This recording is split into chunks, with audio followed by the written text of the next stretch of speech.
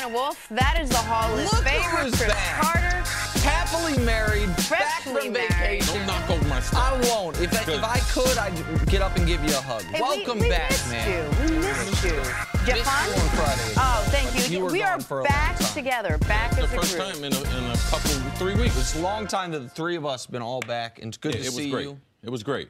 Good. Feel rested, ready to go. Yeah? Ready. Let's do it. You ready to go to the combine, knock out some reps? Oh man, come on, I can do that. I think I could probably throw up. I think you could match what Orlando Brown's numbers were. The 40, the 225. I think 225 he still might got me. Okay, but the 40 you think you could get him? But that 40-yard dash he ran, when he stopped running, there was still some stuff moving. I mean,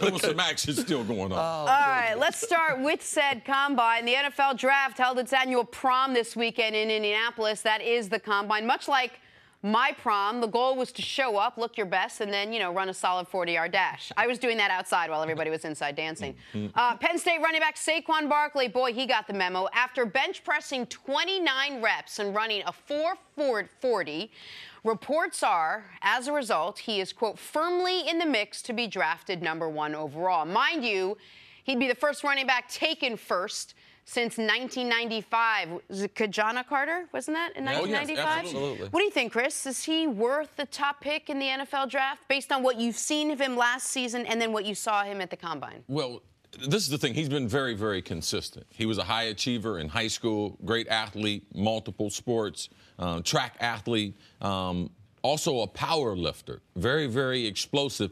A lot of times you don't see those combinations as far as a guy who has that overall strength and has that overall athleticism, over a 40-inch vertical. I mean, it lets you that coupled with the game tape, because you can't just go to the combine and fall in love with the guy. You have to be like, man, this guy, has he been a consistent performer at every level? And he's been able to do that. In normal situations, you would think, okay, who's the best athlete?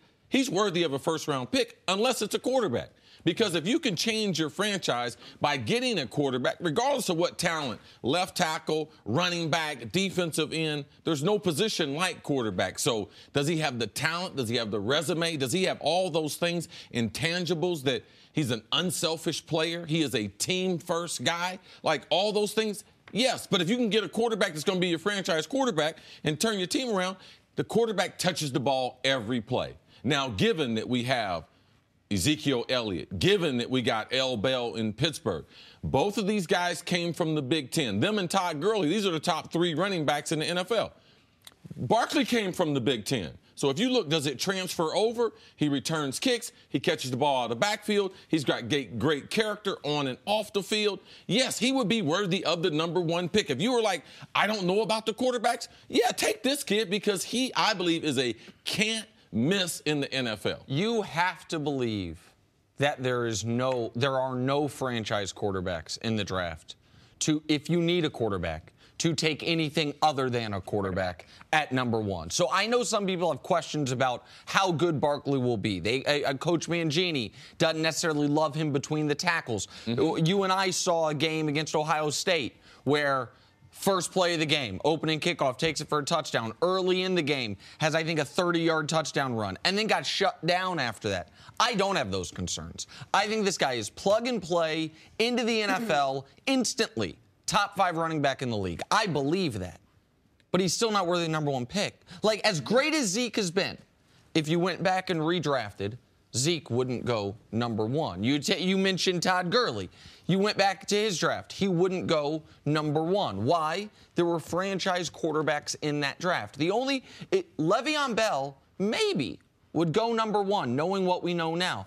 But that was the odd 2013 draft, where Eric Fisher was the #1 pick, and there was only one quarterback taken in the first round. It was E.J. Manuel, and nobody believed in the quarterbacks And in in that class. 2013, the running backs had taken a back seat as far as would they be highlighted in offenses. Fullbacks were basically deleted from the offense, and running backs, it became more of, we're going to go by committee. Now, we've seen these younger running backs in franchise have gotten back to, okay, man, we can get back to an old style of football by handing one guy the ball 20 to 25 times. The one other thing that I'll mention, because you said the quarterback touches the ball on every play, it's not just that. It's that if you draft the right quarterback in the top 10 or in the first round, certainly at #1, he's on your team for 15 years. Like, if you draft the right quarterback, we don't see quarterbacks go change teams ever if they're a true franchise quarterback. Running back, even if they're great, what's the career? 7 years? Like 8 years? And so for all those reasons, if you're Cleveland, a team, by the way, that has traded away the picks that became Carson Wentz and Deshaun Watson, them not taking a quarterback number one seems crazy to me. Well, when you have a guy like this, a running back's body, but also a sort of a wide receiver's body who had such an explosive day at the Combine, is there another guy in the league right now that he reminds you of, the skill set? Like, tell me a little bit about, like, why he's such a special player, why he's so good. Well, I just believe because his overall character. If you talk about Joe Moorhead, the offensive coordinator at Penn State, he talks about, man, I go to this guy, he's like Bill Russell. He talks about the rest of the guys. What can I do for the rest of the team? We know that. He's explosive, special teams-wise. You don't have to train him. You kick the ball off in the NFL game, he is ready to play right now. As Nick said, plug and play. His ability out of the backfield. We saw him run a 4.4. I believe he's a lot faster than that. In his start at the Combine, he popped straight up. So he didn't have a great start. I believe in his pro day, he'll run in the 4.3. So that's a mismatch versus linebackers and safeties in space. We saw McCaffrey. We saw him with Carolina have a rookie year. Now, this guy is a better football player than him. So that's why right now, why you look at him and say, man, it's not a matter of looking at a player. If you look at his skill set that's transferable, and the top backs, what do? They're 3-down backs, which Barkley will be on the first day in the NFL. I think they look at him, and the reason he's being discussed as the number one overall pick is take what Alvin Kamara was able to do as a receiver and then add to that what we saw Zeke do as a runner. And I think people say that could be Saquon Barkley. And if you have Zeke's ability to run between the tackles and on the edges combined with Alvin Kamara's elite pass-catching ability, well, what you have is one of, if not the best running back in the league. And this is a position, more so than any other position in the league, that I think you can be the best as a rookie or as a second-year player. We've seen it the last few years from Gurley to Zeke. Leonard Fournette wasn't the best running back, but he was very good this year. Like, you can do it instantly. It's the type of thing that you said, CC, almost your general IQ, not that Barkley seems like a really smart guy, but it's the one position where your general IQ is almost the least meaningful because it's instincts. It's the position guys have been playing since they were 8 years old. Who's the best athlete? Make him the running back, give him the ball. Right. And when we talk about instincts, talk about all the things, I did pull a name from my hat, and I know this is way up there, Marshall Faulk. When I look at a player and say, who could he be like? Marshall Faulk, when he was in the league, that's what I see Barkley in the comparison. Marshall came in as a little undersized, a little smaller than Barkley, but he evolved as one of the best 3-down backs, great mismatch against linebackers, his ability to recognize defense and everything. So that'd be a comparison that I would bring. My thing with Cleveland is because they hold the 1 and 4 pick, I don't think it would be bad for them to take him first because then you control more of the first round because the drop-off between him and the other running backs is huge. Then you can still get a quarterback at 4, but you take him away from the Giants and potentially Indianapolis or other teams who might try to trade up. So for me, I wouldn't be opposed to drafting him number 1. And I believe you still get the quarterback at number 4, and you have the 2 best offensive players in the draft added to the Cleveland Browns. I believe that helps them instantly. Especially if you think that the talent pool for quarterbacks is pretty equal among the 3 or 4 that are up there. Yeah, that to me is incredibly risky because even if you believe the Giants and the Colts aren't going to take a quarterback, someone could trade into that spot and take it. And if you're Cleveland and you have a quarterback you love, the idea that you would say, we're smarter than the rest of the league. We love this guy at 4, but no one's going to jump in front of us and take him at 2 or 3. Listen, I'm a gambler. That'd be a hell of a gamble to try to say we're going to get the best player at 1 and the best quarterback at 4. It's great if it works out, but if someone jumps in front of you... Well, the other 2 teams with the Giants, they say they don't need a quarterback. Indianapolis have luck. They're not going to draft a quarterback. So this would be the time. It would be a more calculated risk. And you would control the draft if you're able to get those 2 players. That would be a breath of fresh air for the Cleveland Browns. And if you don't get the quarterback you like, you have the press conference, hey, man, this is the guy. We had this guy ranked highest because that's what's going to happen. Yeah, well, yeah. and then they stay on this quarterback treadmill, unfortunately, including. But listen, what you're describing, I like the gamble. You know me. If you want to gamble But on if that, someone takes Darnold, then they could get Rosen, Baker Mayfield or Josh Allen. No. Okay, Rosen, you're just throwing him.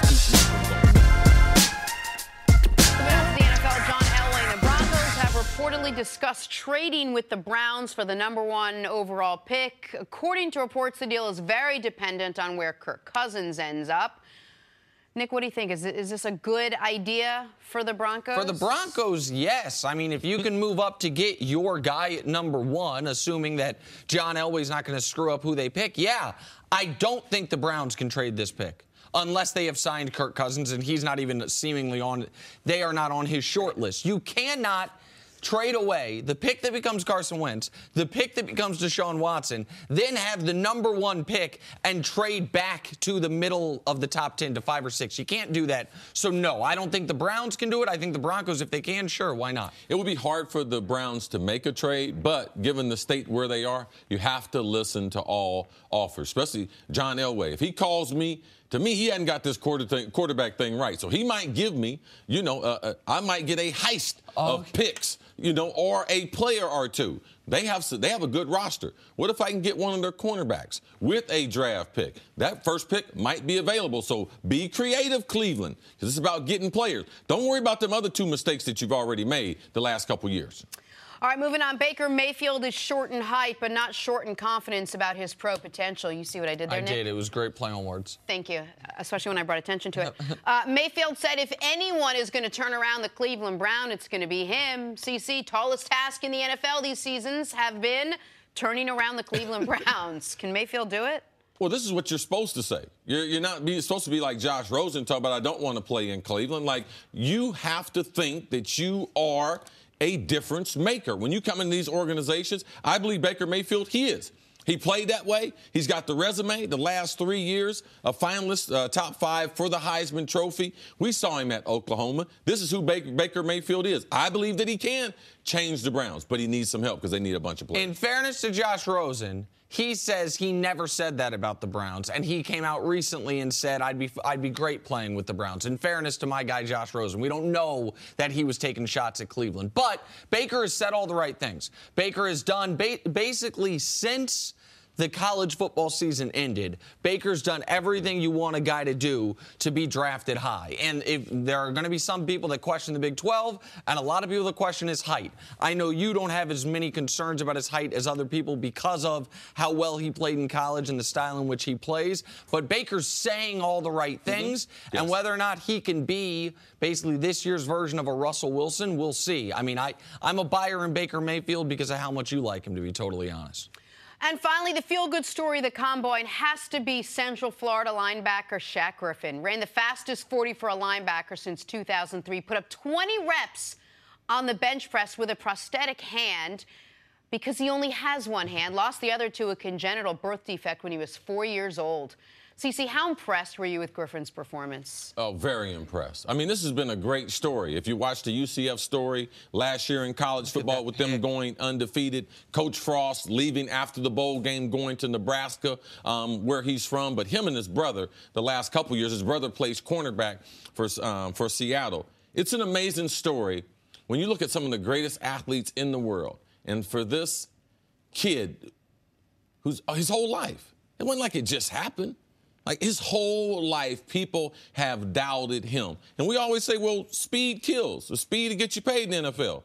Well, if that is the case, having a good resume, it shouldn't hurt him as far as the NFL draft. It's amazing. Now you can see why he was such a good football player. It makes sense. Like, his tape and what he did at UCF as a linebacker, it makes sense when you see the vertical leap. When you see him playing even in space, catching a football with one hand. Like, it's an amazing story, and it just adds to the storylines of the NFL going forward as far as opportunities and what football can do for your life. So I'm sure that he probably tried to play a lot of other sports, and football being one of the most complicated to be able to play without a hand. So I'm a big fan of him and his family. This is amazing. Keep in mind, there was not a single player at the Combine who had accomplished more than him in college who could lose more in a 72-hour period because people were looking for reasons to doubt him. If he can't do the bench press, if he runs a slow 40, people were looking for reasons to say, we're not going to draft the one-handed kid. This is a guy who won Conference Player of the Year, who was the best player on the only undefeated team in all of college football. He's their best guy, the MVP of their Peach Bowl win. And then he goes to the Combine and knocks it out. And if people don't know the full background of his story, I just want to let people know this. He was born with a hand, but a deformed hand and deformed fingers. When he was 4 years old, his mother walked into the kitchen. He's 4. I have a 4-year-old. Saw him trying to cut his fingers off with a butcher knife. That's when they decided to end up doing the amputation. Because he had no feeling in his much. fingers. And so, when he touched things, it was so painful for him. Right. That he decided and to do that. And to do that, to see his identical twin brother go to UCF along with him, then get drafted, the year after his twin brother leaves, he leads them to an undefeated season. To do what he did in the 40, and then also on the bench press, with one hand, to have built up that much strength in his core and his chest and his shoulders, even though we all know how hard it must be for him to lift weights in his left hand. Like the different things he has to do, it's unbelievable. But forget the story part of it. This guy's a great football player. This guy will make, I would imagine, would make a team better as a mid-round draft pick. I love this story. Absolutely. You can't duplicate the type of speed. We saw him playing in college football. He plays in space. He rushes the quarterback. Also, as a guy, when you go to play in football games, there's certain characteristics that you want in the football players. And it's just not all based on just raw talent. It's based on what people have overcome. And I'd love to go into a football game with a guy who's been told he can't do something his whole life. So his ability to be able to get over obstacles and how that transitions over to his teammates, to me, those are the kind of guys that need to be playing in the league. Really great story. So I'm looking forward to it. All right, as we are. Moving on to the Cowboys' off-season story that just keeps giving. Dez Bryant, coming off a subpar 2017, he's owed $12.5 million in 2018. There have been many speculating that Dallas will move on from Dez. According to Jerry Jones, many are wrong. The Cowboys have different plans. As I sit here, do we want him on the team next year? The answer is yes. We've addressed guys in the prime of their careers contracts before. We've made adjustment in the contracts. You continue for looking for ways to improve your value on your roster. But Dez has a history with me and the Cowboys of working with his money. And he's not the only one that's happened. All right, Cece, we've gone back and forth on Dez Bryant, whether he has it in him to change, whether he would take a pay cut. I mean, there are a lot of questions surrounding this, but now he got sort of the blessing of all blessings from Jerry Jones. Is it a good move for the Cowboys, do you think, to bring Dez back next season, based on the year he had? Well, the Cowboys, they don't get better if they just release Dez. They don't get better to replace his talent and the cap hit that they're going to have to take because it's hard to replace that kind of talent. Now, Jerry said him and Dez have history together. We're going to see how that history works out because the history is, regardless of, this will be the first time he's ever come to Dez and said, I want you to take less money to do a job. Dez said he didn't want to take less money, so they're going to have to work it out. I believe Dez will be a Dallas Cowboy. It's in his best interest because Jerry has a lot of capital invested in Dez Bryant. Not only in the salary that he's paid him, in the staffing, the people he's put around Dez Bryant. Dez has almost 24/7 people around the clock who watch him, people who call him, people getting him to the facility. Like, let's not forget the issues he had with Dez Bryant as a young player. So now as an unproductive veteran, I mean, how valuable is he to the Cowboys? Now, he's more valuable to the Cowboys than he is to other teams. So I believe Dez will understand and take the pay cut to continue playing with the Dallas. Because if he doesn't take the pay cut, I believe Jerry will walk away from it. Wait, what do you mean he's more valuable to the Cowboys than to other teams? Because the Cowboys know exactly what he can do. I believe he's a bigger asset in the locker room, to their quarterback, to Zeke. They know him. When you go someplace, you don't have history with those guys. Like, I believe he's a better asset for the Cowboys and is a better player than he would going somewhere else and learn a whole new system and a whole new environment. And they've just invested time, money, and resources into him, as you allude to as well. Like human beings, teams, general managers, whomever, in day-to-day life or in sports, have a hard time identifying what is a sunk cost and what is not. If you've put a lot of time and money into something, you don't want to walk away from it. You want to see it work. You mentioned that you think they will be able to get him to take a pay cut. That, I would be surprised by that. I wouldn't be surprised if they move the money around to where he's getting the same amount of money, they just change the salary cap part of it.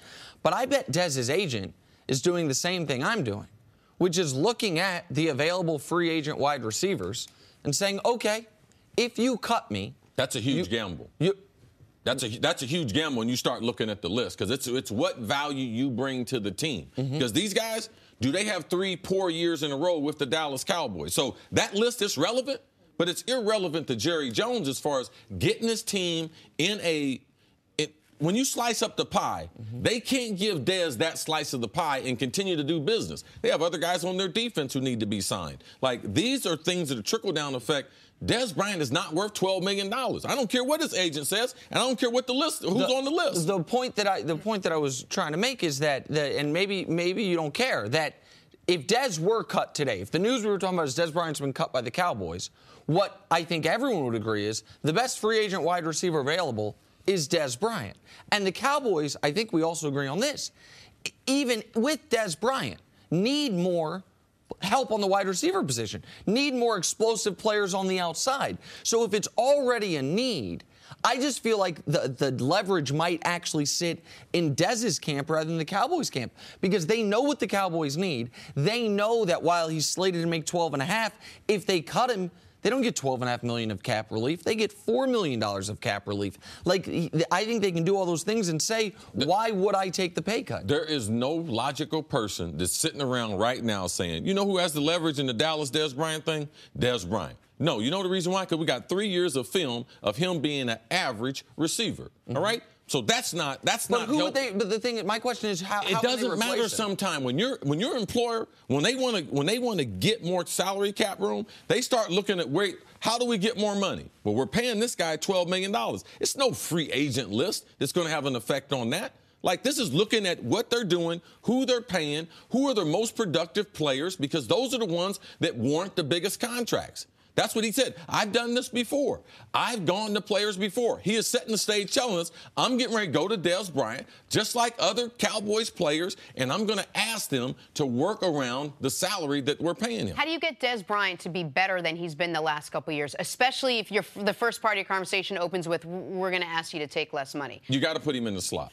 You got to teach him a package where he is in the slot, and teams cannot just isolate him as the split end receiver to the boundary side. It's easier for teams to negate what he's going to do. It's far more predictable when he's outside than if you moved him inside. There is no 40 games of tape on Dez Bryant playing in the slot because he's only played a little bit of it. So that's what I would do. I go back to the basics as far as his fundamentals, the things that got him this way, and I would add 1 or 2 routes to him. Another thing is, from a philosophy standpoint, you have to throw the ball down the field to Dez Bryant. You have to give him a couple 50-50 jump ball opportunities during the game. He is not a blazer down the sideline, so you have to give him an opportunity, because that's what makes Dez a little bit different than the other receivers. His ability to be able to come up with those plays on the 50-50 ball. To go up and win a jump ball. Like, that's what if you think of Dez Bryant highlights, very rarely is it him running free down the field. It's him running up, high pointing a ball, getting it. Now, most of those highlights,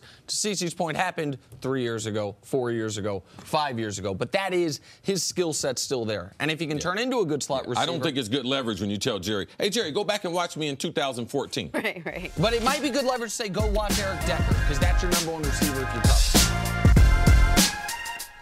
Welcome back to First Things First. We welcome in former NFL head coach Eric Mangini. Good to see you, Coach. Gang's all back Gang's together. all back in town, Coach. Feel good, warm, comfortable? Want to wrap us up and just talk football? I've missed all of you. You got a nice little haircut there, Coach. You look like your son. Well, you know, I'm trying to go youthful. Okay. All right, How's it Benjamin working? Button. Good.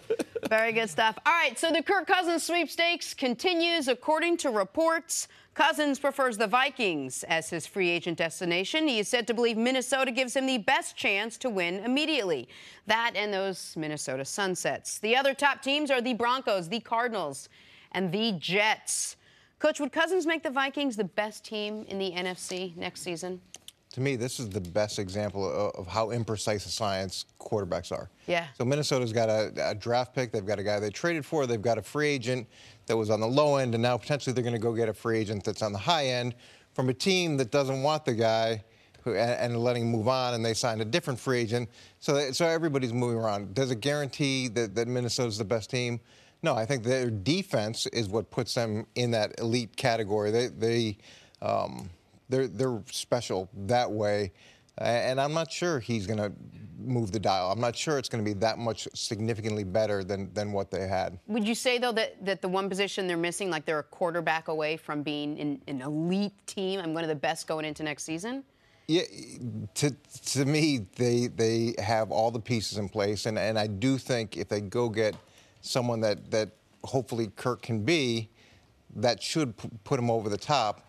Short term. Now, what they have to pay for him, I think long term is going to dramatically change the way the Vikings are composed, and so they're going to have to win now if they make this decision. I think it's impossible for coach to look at Kirk Cousins going to the Vikings absent of what the salary is and how it's going to change the team. How that team has been put together, how they've made some smart picks. Even when they had to take risk with Sam Bradford, they did that. High risk.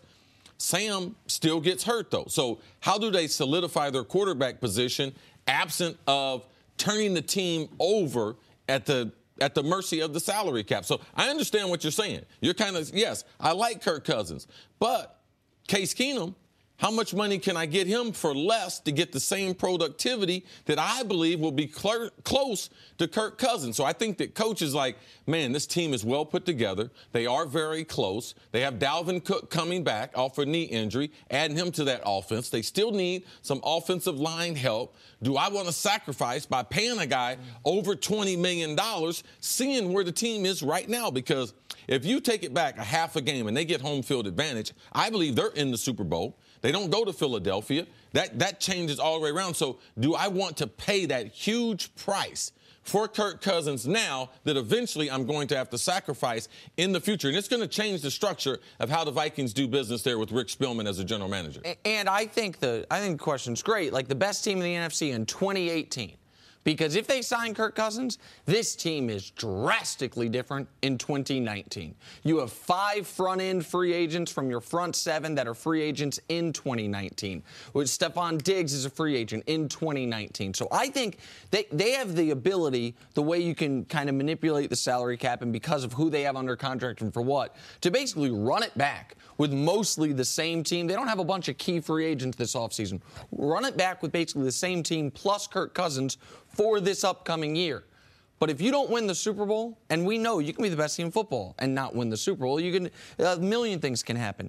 Then all of a sudden in 2019, you are very different than what the Vikings have been over the last half decade, which is basically since Zimmer got there, they've had 3 different quarterbacks over 3 years, none that other teams loved. Teddy Bridgewater fell to the end of the first round. Sam Bradford had bounced around the league. Case Keenum was available for anyone. They were good every single year. Why? Because they had that defense, because they had those weapons on offense. You're going to lose that identity of the team if you're paying Cousins $30 million per. And you're paying him money that you'd pay Drew Brees or Tom Brady or that elite group.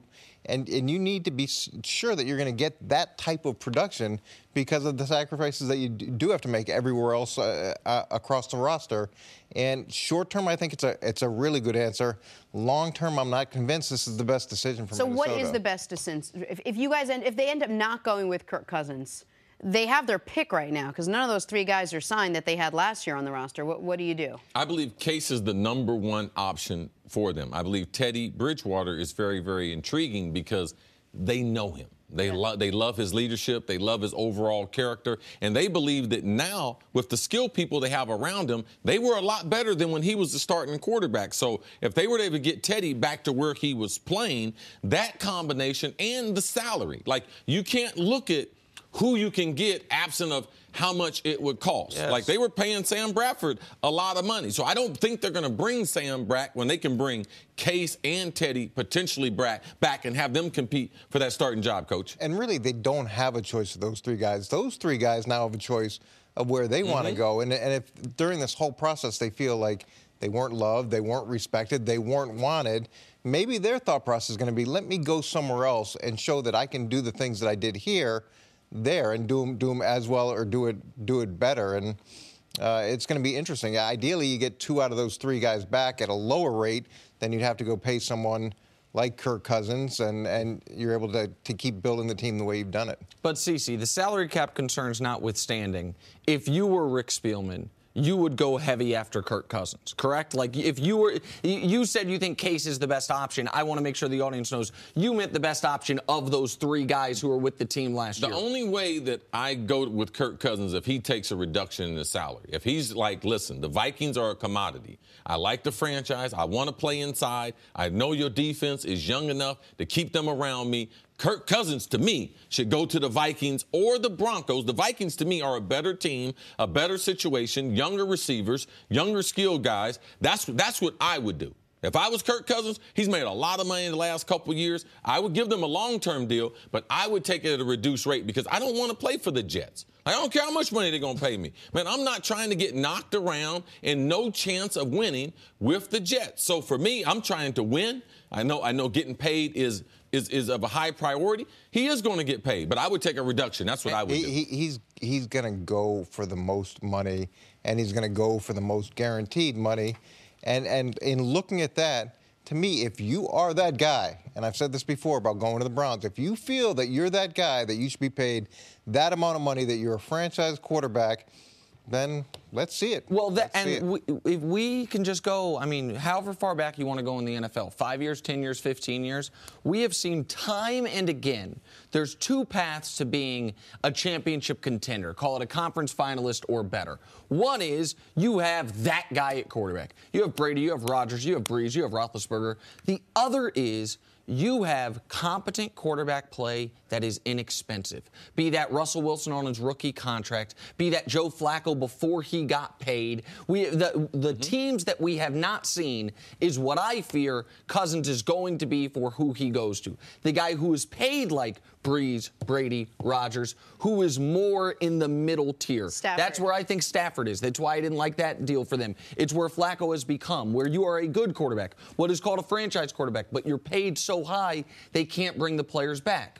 Real quick, just imagine if Matthew Stafford was on the Vikings, though. Oh, absolutely. So that lets you know he's not in the middle of the pack. Well, but I wonder if the Vikings would look like they did if they were paying their quarterback $30 million. I like what you said about Cousins. If you can get Cousins to take $22 million a year, and it's like, would I rather have Cousins for 22 or Bridgewater and Keenum combined for 16? I'll pay the extra $6. But if it's Bridgewater and Keenum combined for 16 or Cousins for 32, then it's a significant question to me. To me, Flacco's a great example. There's a guy that got paid a lot of money, and what did the Ravens have to do? They had to dismantle a lot of other parts, and he wasn't able to necessarily raise the remaining parts up to the level that some other guys are able to do. So they've been in the situation they've been in since they paid him. To me, those elite quarterbacks, too, they're going to get paid a significant amount of money no matter where they go. And Tom Brady willing to take some less in order for the team to be really good, to me, that works. Mangini on First Things First. One of the most intriguing prospects in the NFL draft, 2016 Heisman quarterback Lamar Jackson. Some are saying he's a better version of Michael Vick. Others say he's not a better version of Michael Vick. Einhorn Finkel, Finkel Einhorn. Jackson addressed rumors of switching positions. Take a listen. Not at all. I'm not going to be a wide receiver at all tomorrow. Quarterback positions. No, sir. I'm a quarterback. Well, he seems pretty set on playing the position that he plays and the position he wants to play. Is Jackson making the right move, Coach, staying at quarterback, whether or not prospects and pundits are giving him a shot at playing that position in the NFL? Yeah, I think it's the right move for him. And if he can find a place that'll give him an opportunity to try to be a quarterback, I think that's great. From a club perspective, if you're going to draft him, you've got to look at how high do you have to draft him. If you're not sure where he's going to play, I took Brad Smith, who had 50 NCAA records in college, was prolific in a lot of areas in the 4th round, and he ended up, we gave him a shot at quarterback, but he ended up playing wide receiver, kick returner, special teams. And I remember when I was on the phone with him at the draft, he said, look, if you're not going to play me at quarterback, don't draft me. And I said, Brad, this isn't recruiting. We're going to draft you. Deal with it. You're going to come here. We'll experiment with this and see where it goes, but you also need to be open to contributing to this team in other ways if that doesn't work out. Stay with Brad Smith for a moment. Tell me if this is fair. Brad Smith, while I watched him at University of Missouri. I was living in Kansas City around the time that he was playing there. He was not as accomplished of a college player as Lamar Jackson at that position. And, tell me if this is also fair, there was more reason to believe that he could adapt to kick returning, to receiving than Lamar Jackson just because of their physical stature. Do both those things seem fair to you?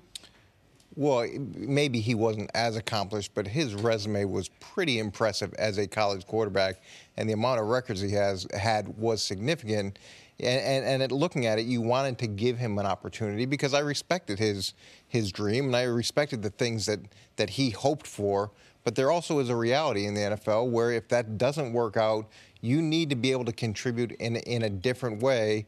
And with Brad, he ended up playing for the Jets through his rookie contract and signed a good deal with the Bills and then played a little bit for Philadelphia. It worked out in a different way, but probably the best way overall. Well, my biggest issue is the player. And whatever the player wants to do, the player should have the option. Because right now, he doesn't belong. He's not property of the NFL. He's trying to come in, transition, and he's transitioning from quarterback, which he's only played. The only thing that, the reason I think it's a little puzzling is just because he is good in open space, everyone thinks everyone can play wide receiver. Like, wide receiver is a tough position to play. Yes, we do have some examples of Randall L. converting over from a quarterback at Indiana to a good wide receiver in the NFL. Yes, we do have Edelman. These are rare cases, but neither one of these guys could play quarterback in the NFL. Their only option was a returner or slot wide receiver. Like, those were their only options. Lamar Jackson has a legitimate chance to develop into an NFL quarterback. He deserves that right. And when a player says, I want to play a certain position, you need to be on guard. I respect Coach Mangini. When you're trying to manage a roster, yes, how many things can a guy do? The more things you can do in the NFL, the longer you can stay. But if a guy is not bought into the other things that it would take to be an expert at this position, it becomes very, very hard to train him. Lamar Jackson, you need to listen to him. He can't catch. So when you can't catch, you can't play wide receiver. I don't care how good you are in space. Like, you're not going to be able to catch the ball. And there's nothing more demeaning on an offense or takes the spirit out of an offense besides hitting the quarterback is guys dropping the ball. So you can't say a guy can play another position just because he's electric in space. Sometimes it doesn't transfer over. And unlike Brad Smith or Antoine Randall or Julian Edelman, those guys, if they were just quarterbacks, go either at the end of the draft or undrafted. Lamar Jackson is projected to be, as a quarterback, end of the first, beginning of the second-round pick. If today Lamar Jackson said, you know what, guys, you've worn me down. I'm going to play wide receiver in the NFL. He's no first-round, second-round pick as a wide receiver. A guy who's never played, who says he can't catch, who people have questions about his durability as a quarterback, all of a sudden, he would be a project at wide receiver. It would be crazy for him to embrace that. Now, after the draft, I tell Lamar, we change our objectives. There's a team that's invested in me. They're invested in my talent. Obviously, they're invested in my quarterback skills long term. But on day one, I look at that coach and say, man, coach, how can I help this team? And he says, you know something? I need you to run a couple reverses. I need you to return some kicks. In the process to develop me as a quarterback in a partnership, I will do those things. But I wouldn't do those things before the draft unless a team came to me at my pro day and said, you know something? We have a great deal of interest in you as both. Would you be willing to work out at that position? And Chris makes a really good point. You can't minimize the skill set it takes to play wide receiver. A lot of times people you're just trying to find a spot for a guy, Brad Smith didn't quite develop into the wide receiver we were hoping to because he didn't have that background, and it's a lot harder to do than people understand, and we were quick to slot guys into other spots. But when you look at Russell Wilson coming out of college, I remember doing him and saying, I don't know if he can play quarterback, but he's a guy I'd want on my team. He was exciting in so many different ways. And where they took him in the 4th round, you can do that. Getting into the third. Oh, is that into the third? Yep. Okay. But in that space, you can make that decision. And if you have to go and take Lamar at a much higher spot, then you need to commit to him as a quarterback, and you need to try to make that work.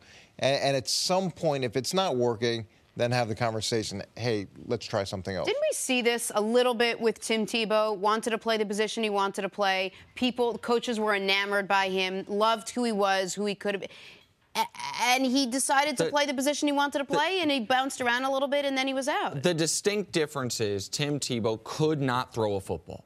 People use the Tim Tebow example as, hey, the guy won the Heisman. But they still brought him in as a quarterback. I'm going to say this. Tim Tebow cannot play tight end either. Tim Tebow played the only position he could play for those 3 years. The NFL lifespan over the last 30 years has been 3.4 years. If you look at Tim Tebow, watch when he started running into problems. Year number 4. The league had caught up to him. Quarterback was the only position he could play for 3 years. He wasn't developing as a passer.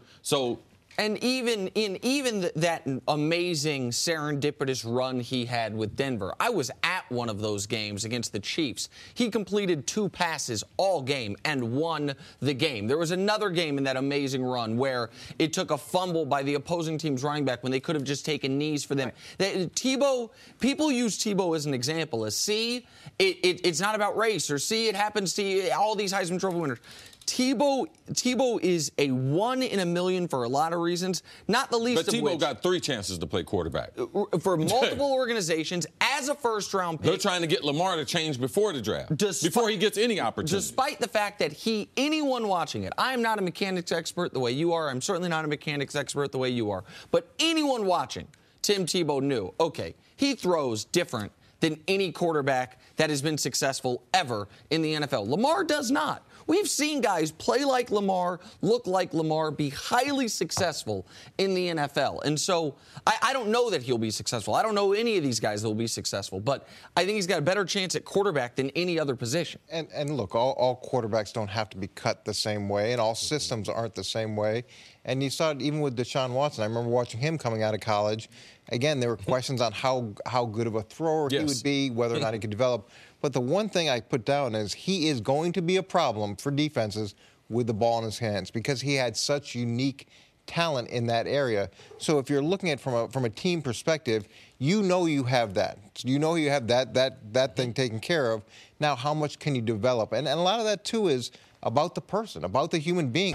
Hey, say it was late January and you decided to take a break from following the NBA. And then today you decided to check back in. Let me update you. Rockets still haven't lost a game. Nothing's changed. Last night, they won their 16th straight game, beating Oklahoma City. Chris Paul had 25 points, James Harden with 23. So the Houston Rockets have now tied the Celtics for the longest win streak of the season. Let's kick the conversation off with you, Chris Carter. What do you think's made the Rockets so successful during this current win streak? I think their ability, and you have to give their coach a lot of credit, and their front office, because the players that they've acquired, it's easy to talk about Chris Paul and how phenomenal him, Capella, and Harden are together. But the other pieces that they have, making Trevor Ariza feel comfortable that he can be a big-time scorer, he's a big-time defender, but the role that he plays. P.J. Tucker, acquiring him. And you saw in last night's game where they went to a small lineup, put P.J. Tucker at the 5, and he was involved in the pick and roll. So you're talking about mismatch. You're talking about nightmares. So their ability to be able to be different in different quarters and different nights. That's how you're able to win 16 games late into the season. And this is more significant than the Celtics streak. 16 games is 16 games, but doing it at the beginning of the season, it is a lot easier. Teams don't understand. Training camp being shortened. Now you're talking about the heart where every night teams are fired up for the best team in the NBA. So what they're doing is very, very significant, and the ways that they're doing it, in the different ways, so which I believe it creates this confidence as you get into the playoffs. Why? Because you get in the playoffs, teams start taking away your number one option, your number two option. They know your sets. They know your plays. They know your out-of-bounds plays. So their ability to be different from the first quarter to the fourth quarter and their ability to shoot free throws to close out games, I believe is going to be critical in deciding who's going to be the NBA champion in 2018. I want to expand on something Chris said in just a moment. But first, how are they able to do this? Well, I believe it's in large part because they're the best team in basketball. But even if you don't believe they're the best team in basketball, it is hard to argue against them being the most complete team in basketball. And that, I think, is something Chris alluded to. What do you want in 2018 NBA? What do you want? What do you have to have? First thing, shooters. The Rockets have as many of them as any team in the league outside of Golden State. What's the second thing you've got to have? Elite rim protection. Enter Clint Capella, a great draft pick by Daryl Morey a few years ago out of Switzerland. All right, what's the next thing you need? Some scoring off your bench. Enter Eric Gordon, a savvy free agent pickup from a couple years ago. What's the fourth thing you need? Some true perimeter defense. Enter Trevor Ariza, an acquisition from a few years ago. Luke Richard-Mbah-a-Moute, an acquisition from this summer. If we want to then really nitpick, what's one more thing you'd like? How about just some toughness? How about what the Warriors said Zaza adds to them? But some real toughness. Enter Nene Hilario. Enter P.J. Tucker. Like, what do you want in modern NBA basketball that the Rockets don't have? Nothing. They have the league MVP. They have a future Hall of Famer, first ballot, no doubt guy as their second best player. That gives them elite passing, 48 minutes a game, and then every other box is checked. So when you add to that one thing that has been underrated for the Rockets this year, which is health, you get a team that's going to win 65-plus games and right now look like the best team in the NBA. And on top of all that, which you alluded to, they're not just winning one way. They can win all different ways. And we talked about this earlier in the week. They can win with a fast pace. They can win with a slow pace. They can win the half court. They can win however they need to match up with another team. And that ability, tell me if I'm wrong, that ability to be able to adapt to whatever style another team is playing is what puts them at an advantage. It really helps them. Their ability to be able to knock down shots, because if you have one or two guys that are cold, and that's what you worry about with Golden State. Like, they have Steph, they have Clay, they have KD.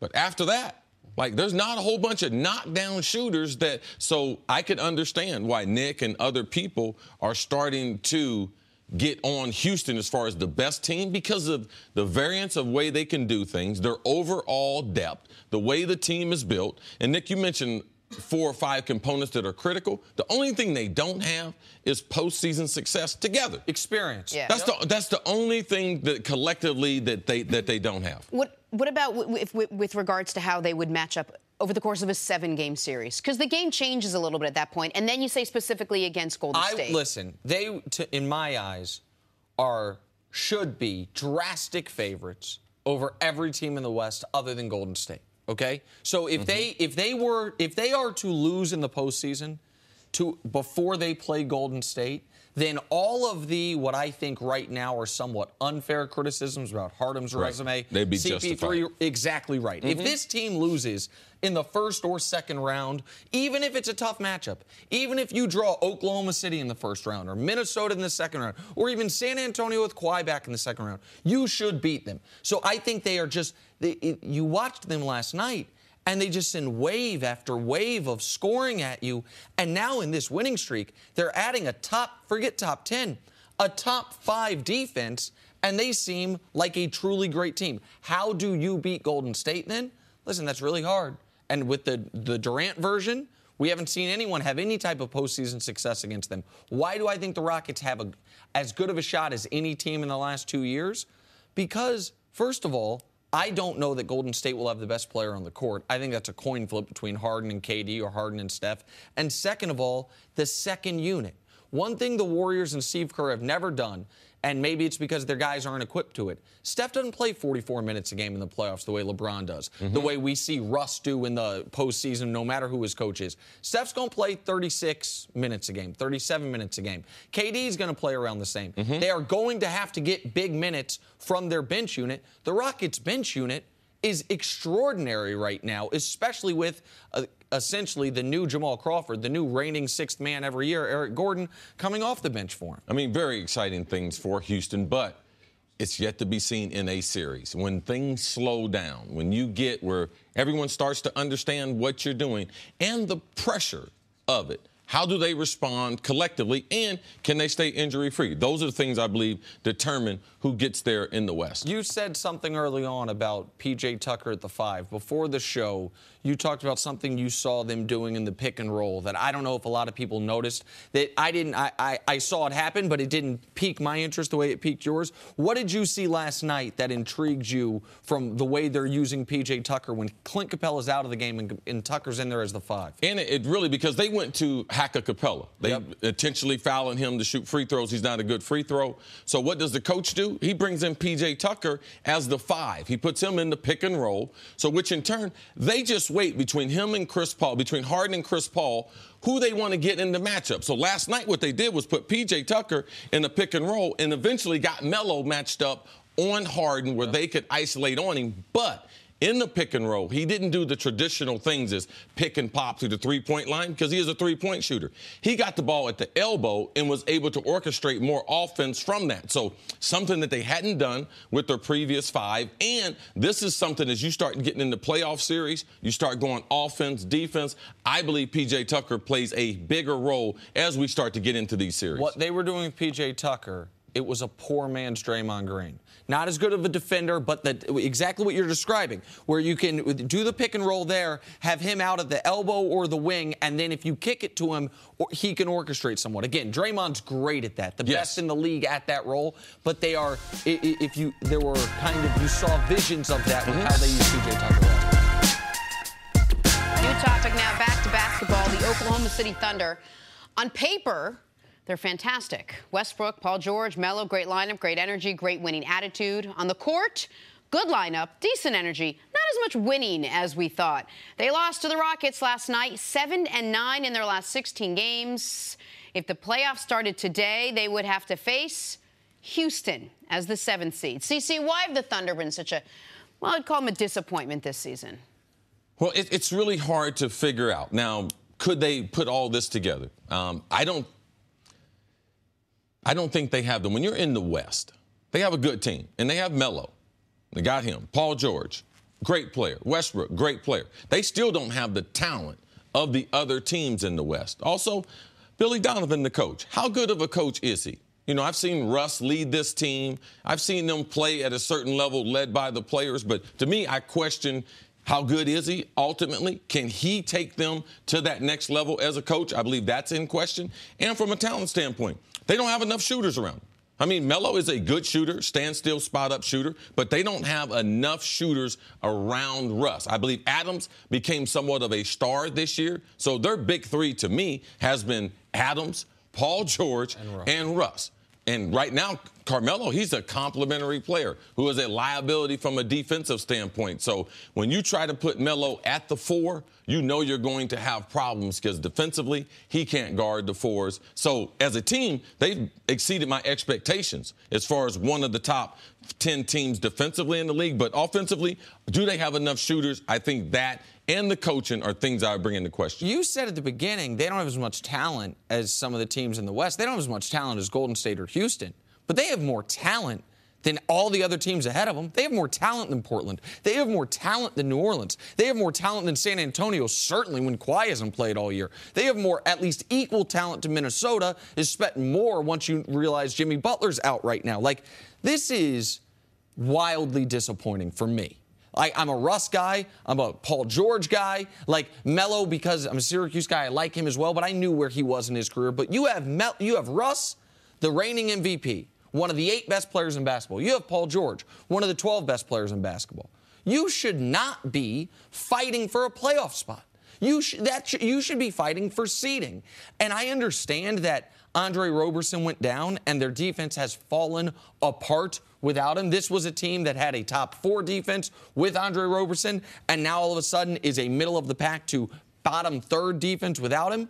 You can't have one guy that's not, unless he's a rim-protecting center, that has that big of an impact on whether or not your team can compete. You cannot be a team that right now is in the loss column, tied for 9th in the Western Conference. You just can't be when you have this level of talent. The funny thing about it is, I'm looking at their record. They're 37-29. Mm-hmm. Guess what Cleveland is?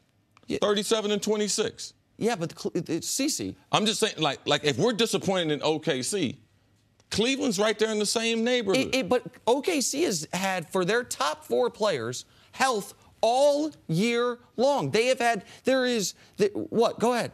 No, Go ahead. I'm just saying that when you look at things, I didn't think OKC was a championship team. So where do you think they are? They're probably going to be 4th or 5th in the Western Conference. How many games are they off of that? They're just a few games off of that. We know Portland's played outstanding. We didn't see that coming. New Orleans, we didn't see that coming.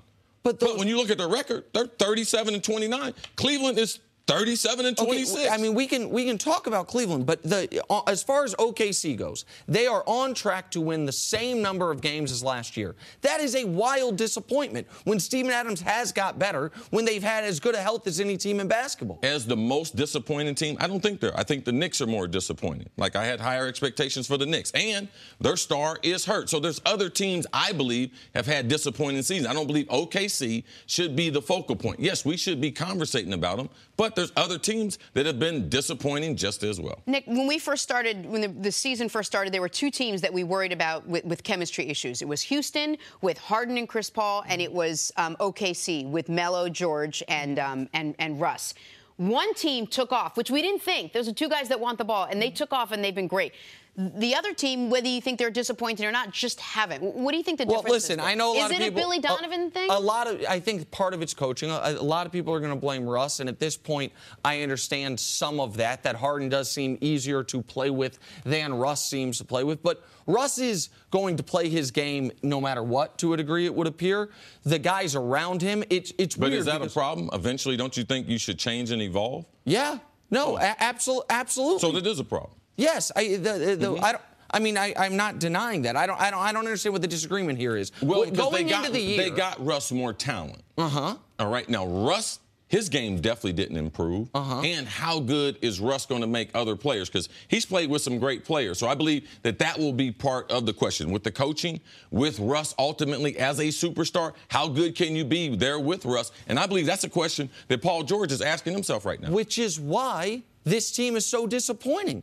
Going into this year, I mean, you can say now that nobody thought they could compete in the West. That to me, that's not historically accurate. On this show and on every show, the discussion was, if the Warriors don't win the West, who can? And people said Houston and OKC. Early in the year, when OKC played really well. I only vouch for my own opinion. But CC, I know what you're for other opinions. And I know that when I did not think OKC was a championship caliber team. We'll go back and pull the tape. When they had that 22-8 stretch, the middle 30 games of the year, when it looked like they had gotten it right, the discussion on this show was that they could be a problem for any of the top teams in the West. They still could be a problem. Okay, well, that's where we disagree. They could still be a problem. I do not think that. I think right now this team is, for reasons I can't figure out, this team, we've had 60-some games for them to get it right. They haven't gotten it right. And you mentioned Paul George.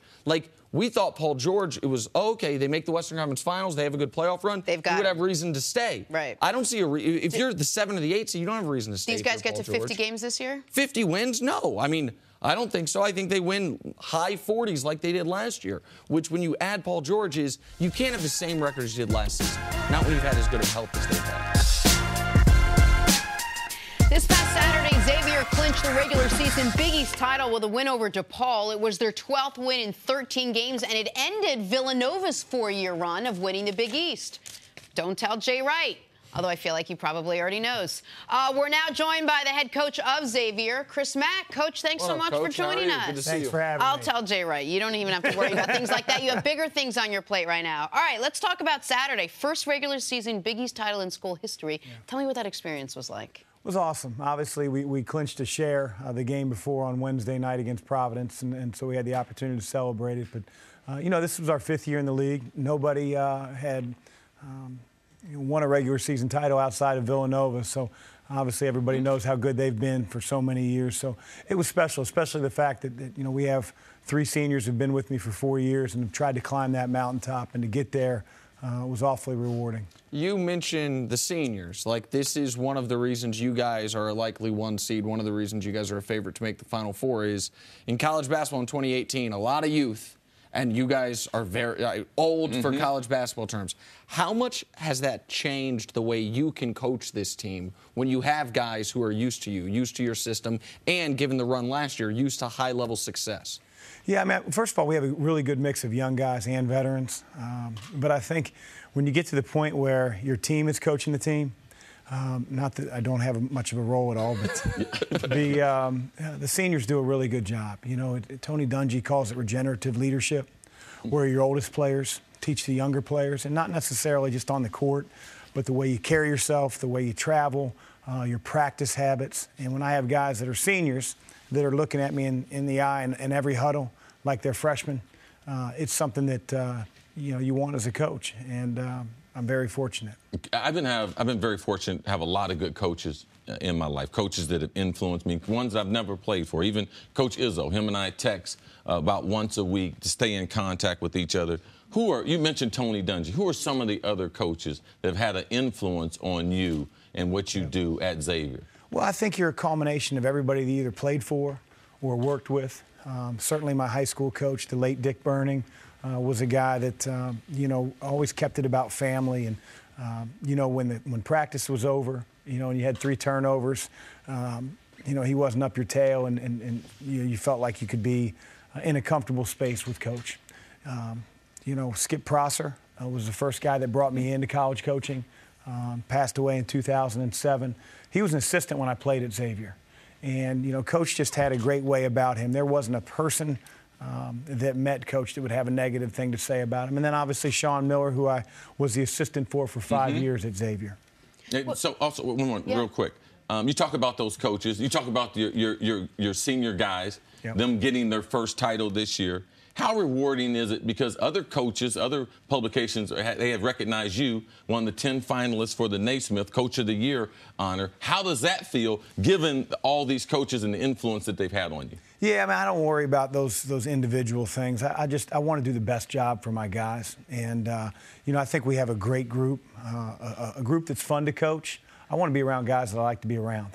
And that's really, really important to me. And, again, when you have guys that have been with you for 4 years, they've heard every locker room speech, they've heard every halftime talk, they've heard the same message over and over, but yet they stay the same coachable guys they were as freshmen. It's very, very unique, and, again, I'm really fortunate. Coach, when I get a group of my girlfriends together and we go back to college once a year, it's like big-time fun. It's a blast. You get to actually coach at your alma mater, not with my girlfriends, because that would be awkward.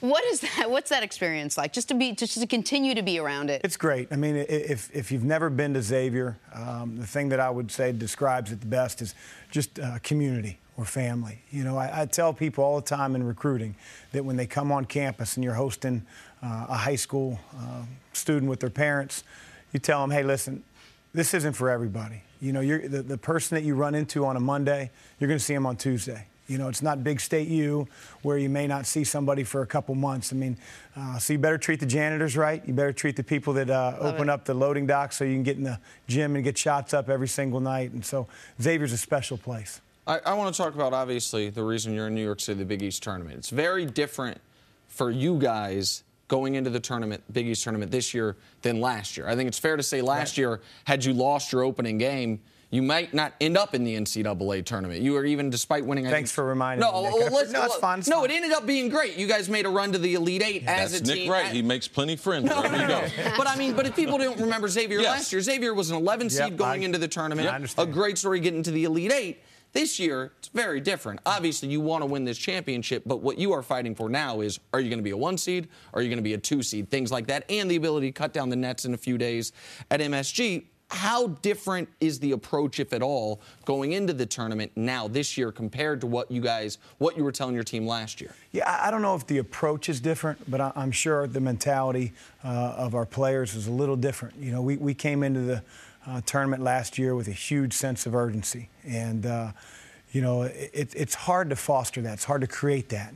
But I do think that we have, again, keep going back to the word seniors, but guys that they want to go out the right way. They don't want to be a one-hit wonder here in the Big East tournament, arrive on a Wednesday and leave on a Thursday. So hopefully we're at our best. We're either going to play St. John's or Georgetown, two guys that are used to being in the Garden, right. And it should be a good one. Well, Coach, we can't afford for you to go out Thursday because Nick and I have tickets for Friday and for Saturday. All right, so we can't afford that. Now, following up your first Big East, how important is the tournament to continue that momentum and to potentially get a higher seed in the big dance? I think you want to be playing your best basketball at the end of the year when, let's face it, everybody remembers these games. The season matters the most. I mean, you probably wouldn't have me here if we weren't in Elite Eight the year before. So, that's one of the things that everybody points to is March.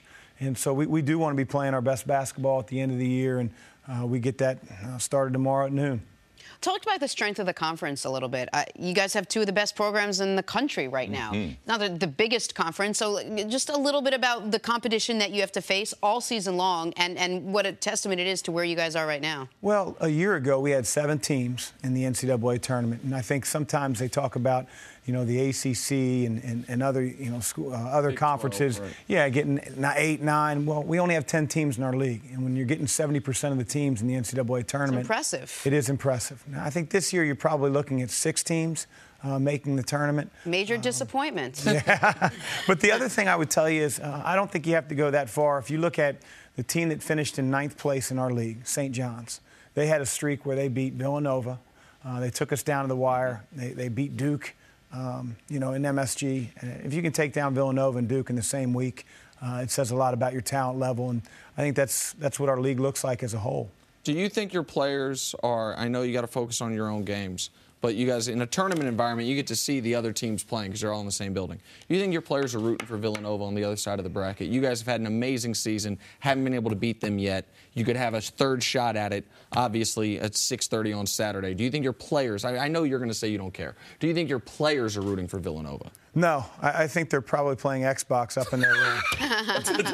You think, like my staff. You think I'm kidding? Yeah. No. Talk about one of those players, Trevor Blewett. How impressed? Trayvon. Excuse me. I got a Trayvon in my life. Trayvon Grimes, wide receiver of Florida. So I get my Trayvons mixed up.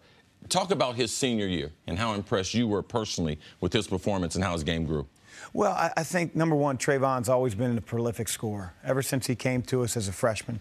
But what's been really impressive in his senior year is the efficiency in which he's done it. Obviously, when you become the player that he is, everybody's circling you on the scouting report. You're getting everybody's best shot. You're getting everybody's best defender.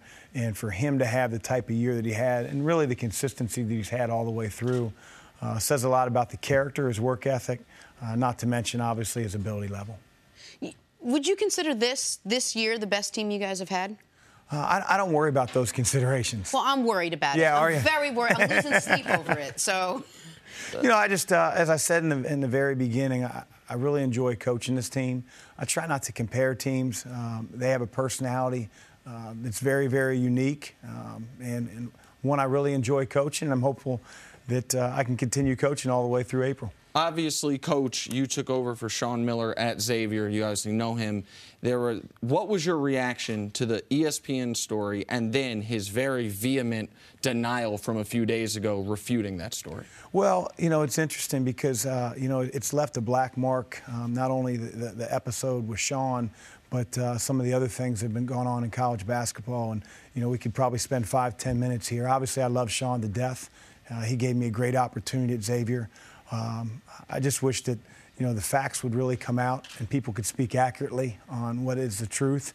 It seems like the story's changed over and over, and I don't see Sean coming out of his shoes like that if there wasn't some merit or some belief on his end that he isn't involved to the level that they've said. When you said everything going around, how much harder has it made your job, the entire black cloud of this FBI probe around all of college basketball? I know you're not directly involved, but just everything, the recruiting and all the news around the NCAA these last, 9 months. Well, it hasn't made my job any more difficult, but I think it has, cast a stain a little bit on college basketball. That, there are a lot of good people in this sport. There are a lot of good coaches that do it the right way, that teach their kids values that go well beyond the basketball court. So from that standpoint, it's disappointing. Again, I could go on and on. I think agents getting involved with kids when they're 8th graders, 9th graders is a huge part of the problem. And hopefully Mark Emmert and the people that are putting together a think group can make some changes that help all college basketball. We are joined now by Villanova head coach and friend of the program, Jay Wright. What's up, Jay? Great to see you. How's it going? Good to see you. You too, Nick. I like how Chris started that in a defensive stance. Mm-hmm. Oh, yeah, we weren't on that game, never man. happened. Man, you got to that defend never some happened. people. But not when you played. Oh. Not for you. Oh, it was yes, this. let's hear it. You should have started like this. You should have started like this. This morning when you cut your face, should have cut your neck. I do want to let the audience know something. A little back of the napkin tabulations. I believe Jay Wright joins Super Bowl champion Lane Johnson as the only 3-time guests of this show. Is that right? I think you It's a now, Philadelphia thing. Yeah, you are now. Yeah, it's a Philly thing. Yeah, you and Jenna's Lane got a little Johnson. Philly in her. I got a little Philly. CC's got a little Philly in him. I got nothing. I appreciate that. Nick can spell Philadelphia. So, hey, we had Coach. We had Chris Mack, the head coach of Xavier, on a couple they minutes fought ago. in the hallway. He was just talking about what a pathetic program you guys have and how much better Xavier. No, we were talking about the strength of the Big East and how good this conference is to have 2 of the best teams in the country. Talk a little bit about what it's like playing in this conference. It is. It's really cool. I came up in the old Big East, and I never thought anything could match that. And it's never going to be the same. But where this league is right now, you look at the possibility of maybe 7 teams in the NCAA tournament, and what Chris was talking about is, Xavier and Villanova are ranked, I think, 2 and 3 in the country. But just as important, maybe more, is in the RPI, we're both 2 and 3, which shows the strength of our league, the strength of our out-of-conference schedule. And then, given that, we got beat by this last-place team in the league. And so everybody can beat everybody. It's really cool. It's an amazing conference. And we talked with you right before the year, and we talked about it's a good problem, to quote Marlo Stanfield, but it could be a problem that you can't tell these guys going into the year, listen, guys, every game, we're fighting for our tournament lives. Yeah. All of I think of your top 7 rotation, 5 of them have won a championship. It's DiVincenzo, pardon me, and Spellman who haven't. Like, they're experienced guys. They knew that you guys were going to be good. So now that the regular season's over, how would you evaluate how those guys dealt with those expectations? Obviously, you had a good record in the regular season, but how do you as the coach evaluate how they handled it? That's exactly what we do, Nick. At the end of the regular season, we look back and say, all right, given everything we went through, these guys have had a lot of success. They're young guys. They deal with a lot of attention. How did we handle it? And I really think they did a great job. We had some times during the middle of the season where we lost Phil Booth, a starter, for a while. We lost Eric Pascal for a while. We had 2 freshmen with broken hands. Now, not as an excuse, I'm saying everybody deals with that, but you just got to look at how we deal with it. I just love how they stuck together, and really the leadership of Mikal Bridges and Jalen Brunson during that time, the only guys that didn't get hurt, those guys really carried us. And I think we're at a point in the season where we can actually keep getting better because we got the freshmen back, they're healthy. We got Booth back for a couple games, so we can still keep getting better at this time of the year. Now, Coach, regardless of how you guys do this week in Madison Square Garden in the Big East tournament, you're going to be a number 1 or number 2 seed. Let's personally talk about the Big East tournament. I like the way you said that, because everyone says no matter what we do, we're going to be a number 1 seed, but that's not true. No, the way you said it is true. You could get jumped. Yeah. I mean, I'm not rooting for that, but if you guys lose, no one else says that, and we don't talk about this in our program, but the reality is there's enough good teams that if we get beat in the Big East tournament, we will not be a 1 seed. So thank you for clarifying that. But you've made it important to the program. 2 out of the last 3 years, you've won that Big East. Talk about how important, regardless of the seeding, how important it is to have that tournament championship before you go into the big dance. It's important before the dance because it gives you great momentum, but it's also important for your program. We really evaluate our program on what we do in the regular season. Now, we've won the championship the last few years, and this year we didn't. And Xavier had an incredible year, and we didn't have a bad year. They just had a great year. And when you look back at the season, you look at, all right, how did you do over 18 games? And then you get into this Big East tournament, and you're playing against your brethren, right? This is your league. So how do you do in this tight, contested, intense atmosphere? And then the NCAA tournament it's a tournament, man. It's matchups. It's all kinds of things. So how we do in the regular season and this Big East tournament is really how we evaluate our program. All right, I want to follow up on something because it seems to me, I don't have to be a detective to deduce that you have made it clear to your team, this tournament matters, guys. Yeah. Like you think you're a 1 seed, you're listening to whomever. We are not locked into a 1 seed. And I'm sure what you've also told them is, while even as a 1 seed, you're going to talk about how much, the 16's dangerous. I get that. But we know 2s get beat by 15s. And the different path to winning your regional, it is markedly more difficult as soon as you fall off that 1 line. So I'm sure you're expressing that to the team in conjunction with, and it's great to win a championship. It's great to be able to cut down some nets and say, even though we didn't win the regular season, we won the conference tournament. That's the message you're trying to get across to them this week, or you've been trying to get across to them? No, believe it or not, Nick, we do not talk to them at all about seedings or anything like that. But we talk to them about the importance of this tournament because you're going to play back-to-back different styles, great teams. And then if you can learn to do that in this tournament, when you get to the NCAA tournament, you get 1 day in between, but the ability to prepare back-to-back is really important, and you're going to do it against the best teams in this conference. People that aren't here in New York or haven't kind of come in for games like this, you've played in the Big East tournament, you've played in the San Diego tournament, you understand where expectations are and what. But to play a Big East tournament in the Garden is a really big deal. There's something about being in there. I've been in New York for almost 20 years. Like, every time I walk in, there's something special about it. Tell me what it's going to be like when you get there, what the electricity is like, because people show up for this. You just look at across the country. Look at all the tournaments in the top conferences.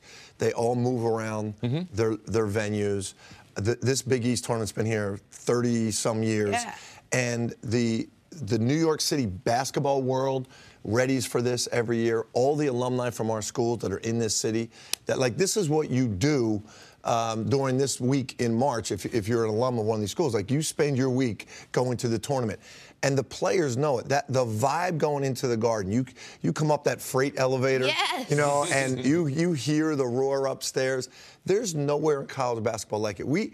The coaches in the Big East, we'll sit around and have a friendly beverage, and we'll talk about where does the Big East championship rate with the NCAA tournament? Like, is it comparable to a Sweet 16? Is it comparable to a Final 8? Because it's so big to all of us because you're doing it at the Garden in New York City. We've come to the point where it's between Sweet 16 and Final 8, where the value of that is that important. You talk about the ride in the freight elevator. I'm a big fan of the Garden. I'm a big fan of big venues as the stage for someone to perform. But how much better is it when the gates open, you have someone on your squad like Jalen Brunson? Like, how much does that experience change with a guy like him? You know what? It's a lot. When you go in road games and you have a guy like Jalen who's just the consummate competitor, like there's no one that prepares himself better for a game. There's no one that likes the big stage, likes being in a situation where everyone's against them. So now you take that into a tournament and you take that into Madison Square Garden. As a coach, it gives you great confidence. And we have a saying that one man with courage makes a majority. And having him on your team, he's just got such great courage. It really hits everyone else on the team and makes them feel confident going into games. You said something a few weeks ago that I thought was really interesting. I was excited when I heard you say it. I knew you were going to be on sometime this week to ask you about it, which is there's this FBI probe, this whole scandal swirling over college basketball. And you said something pointed that you thought you could use as a teaching tool for your players. What do you mean by that? Like, how effectively, what does that actually mean? How can you do that? I learned something myself because I asked them, I said, hey, are you guys following this? They said, yeah. So I said, did you see the ledger that they listed all the names? And they said, no, which showed me they don't really read the articles. They just look at see the headline, they look at tweets. Your clips on TV, and they don't. So we copied those ledgers and in the article, and we handed it out to them. We just showed them. We said, look at all the names on here, right? I said, we said that you have to be careful with everybody you associate with in the position you are in your life now, because you don't know how they're going to use your name. So there's some guys' names on here that they might have just used their name. They might have never met that. They might have never met that agent. Some of these guys that are playing that are on there, they probably interviewed him and said, like, did you have dinner with this guy? And he probably said, I never heard of that guy. But they used their name because they might have come in contact one time. So a good way for them to learn how careful they have to be with the position they are now in their lives. And also careful as far as knowing what is and isn't okay, because people see the big headline, $100,000. Everyone knows whether that should be allowed or not, it's not allowed. But some of the other stuff, the kid that, Miles Bridges in Michigan State got caught a $76 dinner tab, something that I think most college kids why am I not allowed to say you can buy dinner? Yeah. So how much of your talking with them is saying, guys, even if you're not doing something you know is wrong, you have to make sure it's not against this very dense, long rule book, that things that might not feel wrong at all. Yeah. You know what, Nick? I don't know how it was when you were in school, but I know even when I was in play, we didn't have compliance people like we do now. We literally have every 2 weeks a compliance officer come in and talk to the team. So you have to take away practice time, have the compliance officer come in, talk with them about what's happening currently and what rules are changing. We talk to them about it all the time. And even with that, as you said, they might not realize some guy that, says he's a friend or a cousin from New York that is coming in to go to dinner with them could be connected to an agent. They don't know. So that was my reason for showing them the ledger. You don't know who's using your name to go back to someone else and say, hey, I want money back because I took him out to dinner. So we even said, we got 3 weeks left in the season. All dinners we're eating together. No dinners out with anybody. We're eating every meal together. Let's just get through this season and try to figure this all out. The NCAA, we're going to do this one to wrap up. They're looking at making changes. You can't make any changes in college football or basketball unless you have a lot of people like yourself. People respect Jay Wright, respect what you've done, and what type of program you are. What are some of the changes that we need to look at moving forward? Because this really is about the kids. How can we help these kids more so than hurt them? Chris, we could do a whole show on this, and in the offseason I would do it because I'm trying to concentrate just on the Big East right now. Right. But the one simple thing is we have to make college basketball authentic. The guys that play college basketball have to be guys that want to be in college. The system is set up, and the NBA is responsible for it. The NBA will not allow these guys to come out of high school and go into the NBA or get paid significant amount of money in a G League. A livable wage. These guys that don't want to go to college and want to be paid should be given the opportunity by the NBA to go to the G League and make a fair and reasonable wage for their services, and they should be able to go to the NBA. That way, if they choose to go to college, they should go for 3 years. But we're making these kids go to college that don't want to go, and they know they're going to get paid the next year. But the NBA's rule of not allowing them to come out of high school is forcing college to take them, and now you got guys that don't want to be there. Mm-hmm. College basketball should be guys that want to be in college for 3 years, and then there should be an avenue for kids that are good enough to get paid right out of high school. Let me keep you keyed in to where we are with the Le'Veon Bell and his situation in Pittsburgh. On Monday, the story was the Steelers might franchise Bell. On Tuesday, the story was the Steelers would probably franchise Bell. On Wednesday, the story is the Steelers did franchise Bell. Thursday hasn't happened yet. All this coming off a disappointing season for the Steelers that ended in a loss to the Jaguars. All right, Nick, with Bell franchised and the future of Big Ben up in the air, is the Super Bowl window closing for the Steelers, especially with those three playing the way they did last year? Well, right. So the Steelers are in the discussion, if not at the top of the list, for most successful franchise in the history of the NFL. So as a franchise, their window will be open as long as any team's is open. But what we're talking about is this triplets, the modern-day triplets, Ben, Brown, Bell. And to me, not getting a long-term deal done with Le'Veon Bell, it is hard for me to envision L. Bell in his current form as one of, if not the best running back in the league, being a Pittsburgh Steeler after this year. So, what's the window for this iteration to reach what is their actual potential, which is at least making a Super Bowl? It's the 2018 season. It is this season because, to me, what they the situation they've placed themselves in with Le'Veon Bell is if he's unproductive, well, then he's no longer a top 5 running back, right? And if he's hyper-productive and still a top 5 running back, he's going to hit true free agency. And he's not going to have any love lost for Pittsburgh, who wouldn't give him his deal these last 2 years that he wanted. So they are going to look back on this past season, I believe, as a wasted opportunity, particularly if they are not able to do what I thought they could have and should have done this year, which is reach, if not win, the Super Bowl. One thing with respect to Pittsburgh and how they've done things over the decades, they're going to put a Super Bowl. Every 5 years, they're going to be fighting for a Super Bowl. So their window with Tomlin, with Big Ben, when you have a quarterback that's won a couple Super Bowls, you have to always think, wow, how long is he going to be able to do that? So for me, the window is more predicated on the quarterback than it is on a running back. If we look at the NFL, we look at the playoffs, what leading rusher in the NFL has dominated the playoffs and led his team to the Super Bowl? It's just we haven't seen it. Quarterbacks have led their teams, or defenses have led their teams to the Super Bowl. Is the last one Terrell Davis? So you overvalue the running back, especially when it comes playoff time. And also, by the time you get to playoffs, they have had either 12 or 16 games, and there is no one on the field that's been hit more than running back. So when you start to see the productivity start to decline in the postseason, is because of the nature of the position. And if you are a dominant running team, by that time, defense can get keyed in, and they can eliminate that running attack. So for me, I believe the running back, it is back in as far as being a key focal point of the offenses. But when you're trying to pay and you're trying to put a championship team out there, Pittsburgh's got tremendous needs defensively.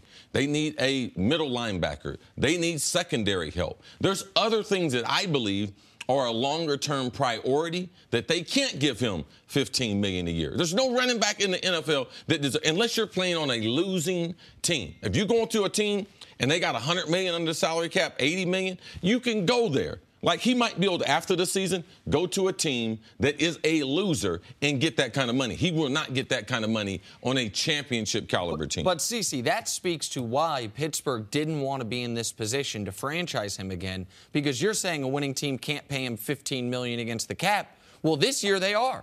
Like, it's not a long-term commitment, but it's going to be harder for them to address those needs this offseason because this year with the franchise tag, it's $14.5 million for L. Bell because they tagged him last year. So they are paying a super premium when the best running backs in the league don't even get $10 million per year for Le'Veon this one season because they couldn't reach the long-term deal. I think it's better to have a larger cap number now to be strapped with a 4 or 5 year deal with a guy that you know is going to decline halfway through that contract. Well, let's talk about the guy. He had, you know, they ran him 400 times last year.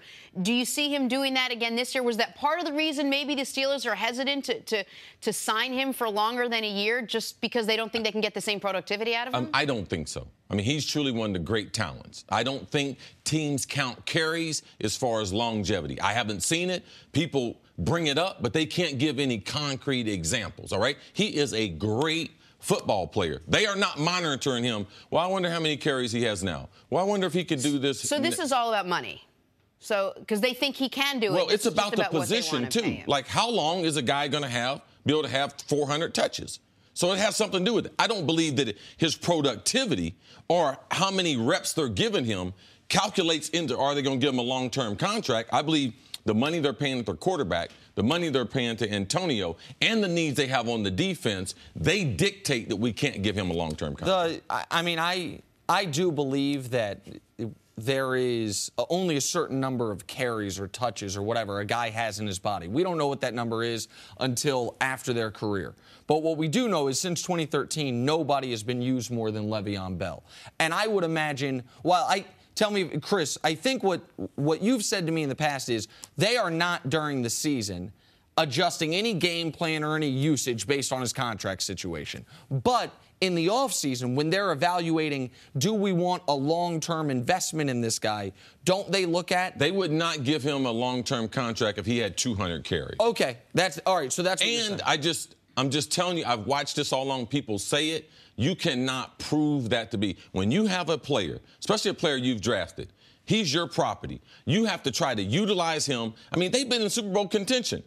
You think that they would give away 10 or 15 carries to take them out of their chance of winning another Super Bowl? No. That's what I'm saying. That's where we agree. I mean, you cannot get to being one of the most successful franchises ever over the course of many, many decades by making decisions that way. We're, I think, talking past each other a little bit. We agree on that. What I'm saying is when you are looking not about how you use him now because, he's on the franchise tag. So what do they say about Antonio Brown? He's got 100 catches multiple years in a row. I think that there is not. What we do know is, when you say you can't prove it, what we do know is there is a long history of running backs the year after being highly used, be it Larry Johnson, Jamal Anderson, Terrell Davis. We can go down the list. It's basically been since Earl Campbell was the last one who dealt with that. Besides Earl Campbell, none of those running backs are as good as L. Bell. Okay. All right. Look at their career. Look at their numbers. So you're not comparing apples to oranges. L. Bell is a prime time. I mean, he is a big time. If he's able to put another 4 to 6 years together, he would go down as one of the great backs all time. So why doesn't Pittsburgh want to try to keep him around? The pie is only so big, Jenna. Okay. All right? And so you already have a money. disproportionate amount of the money going to the offensive side. All right? Antonio Brown's making $18 million a year. Ben is being paid at an elite level. You can't have all that money of their salary cap in your backfield. That's the point. That's the point you've made in the past. When we were talking before the show, you mentioned it, that the Steelers made their decision on whether or not they're going to give L. Bell this huge deal he wanted, not this offseason, but when they decided to give Antonio Brown that contract. When you make the decision, despite Antonio's Facebook Live, despite some of the things that are not ideal for the team setting, we're going to look past all that and have you set the market at wide receiver. Mm-hmm. We're going to pay you $18 million a year. We are going to do things that in Pittsburgh we don't typically do. Remember when was not Mike Williams, the fast receiver they had that I can't remember. Mike Wallace. Mike Wallace, thank you. When Mike Wallace, he wanted a big deal. They said, okay, that's great, we'll trade you. Like with Antonio Brown, once they made that decision, in your eyes, that's when they knew we can't have the highest paid wide receiver and the highest paid running back. Right. Hey, everybody, Nick Wright here, and thank you so much for listening to the First Things First podcast. But I wanted to tell you about another podcast at Fox Sports that we are so excited about, and that is Alexi Lalas's State of the Union podcast. That's right, U.S. soccer legend Alexi Lalas will be partnering up with Fox soccer guru and researcher extraordinaire David Moss to review the top storylines in soccer across the globe. Each week, Alexi will give his State of the Union on American soccer as it rebuilds for the future. Subscribe and listen for free on Apple Podcasts or wherever you get your podcasts right now. Now back to the show. We're now joined by former NFL head coach Eric Mangini. Good morning, Eric. Good morning. Good to see you, Coach. Good to see you. How are Felt you? almost guilty calling you Eric there for a second. I felt like you were getting in trouble. We are a mere 184 days away from the start of the 2018 NFL season. Is that correct? That is 100% correct. Check me. Do you know the season starts on a Thursday night? Check. You got it. You got it. She got it. I don't want to. Everything makes me nervous now. Don't worry. Hypothetically Thursday speaking, night or go Sunday? We got a numbers guy. You got it. She nailed it. She double-checked those 184 days, give or take, apparently 4 days, barely enough time to get our mock drafts together. One quarterback bouncing around everyone's mock draft, former Oklahoma star Baker Mayfield. You see what I did there? It's called a transition. Despite leading one of the most efficient offenses in college football history, people are still split about the demeanor on the field for him. According to Kimberly Jones of the NFL Network, one head coach described Baker Mayfield as, quote, over-the-top cocky. Coach, would Baker Mayfield's personality bother you as a head coach? I would have to do a lot of research before bringing him in. There's a thing that we used to use, the Mae West rule, where if you have to tell people you're a lady, then you're not. And if you have to go around and talk about how good you are and all those things, now you start to worry, is it really competence or is it truly masking some sort of insecurity? And in terms of people talking about, well, you know, a guy will mature. And my comment in the draft room was always, okay, tell me the 23-year-old that you give more money to, more time to, more fame to, that suddenly gets more mature. And you're trying to go back and look at his past and the things that he's done and see which way he's trending, because it's going to get old hearing, hey, I'm sorry I did this, hey, I'm sorry I did that. And in terms of his willingness to be coached, his willingness to to get better. There's a lot of great players that are confident, that are coachable, that want to consistently improve. And what's the balance? What's the balance with him is what I'd have to find out. Is there a guy in the NFL right now that has similar, I'd rather call it confidence than cockiness, that has been very successful? Oh, I think you're talking about the quarterback position? Yes. I think there's a lot of guys. Like Cam Newton? I think but not just Cam. I think Tom Brady. I think Tom Brady is that type of true confidence. Aaron Rodgers. Aaron Rodgers is a great example. I think most of these guys that are high level, especially at that position, but high level achievers in pro sports, have enormous confidence. So what's the difference? Well, the difference is grabbing his crotch and getting tackled by the cops and the planting the flag. Like, that's the difference. I mean, the difference is that, and again, I am not a guy that worries about this type of thing that much. I'm a talent guy, and CC has talked a lot about his teammates like him, his teammates follow him, he's a leader. Those things matter more to me. But we do hear this in the draft process all the time. Everything gets lumped into character issues, whether it's really about character or not. I love the way you put the air quotes on character like it doesn't mean anything. No. That's not... We talk about character Okay, issues. well, Those things are important because the human being that comes into the locker room affects the other human beings. Agreed, but the reason I put air quotes on it is I remember when Jameis Winston's coming out of college, and we lumped sexual assault allegations into the same bucket as character issues, that is planting the flag or not shaking a guy's hand. Like, that's... Well, we don't have anything else to call it. So anytime we have it, and that's why I had a problem with the question about Josh Rosen yesterday. If we're going to say character issues, or Josh Rosen, Jameis Winston, Baker Mayfield, they're all three totally different. That's why I put the quotes on it. Because they're off the field issues. Off the field. Okay, concerns, non-football concerns is what I would call it. Okay. My only concern with Baker, as far as if he is claiming or if people are like he is going to change, is the things that happened post the embarrassing arrest. Because he knew he was a Heisman Trophy frontrunner. He knew he was a potential first-round NFL draft pick, and he had his college screw-up. He had his, oh, God, listen, I ran from the cops and got arrested. I got tackled by the cops. If after that he still acts out the way he did, I believe that's who he's going to be as a pro. Now, I don't necessarily have a problem with him being that guy as a pro, but I don't think you're going to have some late career or I guess early pro career revelation when the moment where you got arrested embarrassingly didn't change those actions. You know, I have a respect for the coach who says that he's too cocky for him, because coaches, they have a temperament. And every player can't play for every coach. I'm sure that Bill Belichick, the marriage that he formed with Tom Brady, it's evolved over years. But at the beginning, was Tom Brady the type of quarterback that Bill Belichick wanted? No. I mean, it takes time to develop. I believe a lot of Baker Mayfield has to do with his story. And you see Tom Brady. Tom Brady's confident. But that confidence is into the team, within the team confined. It is not overzealous. It is not misappropriated. So when you see the kind of enthusiasm and cockiness are two totally different things. And we can't miss that he is a quarterback.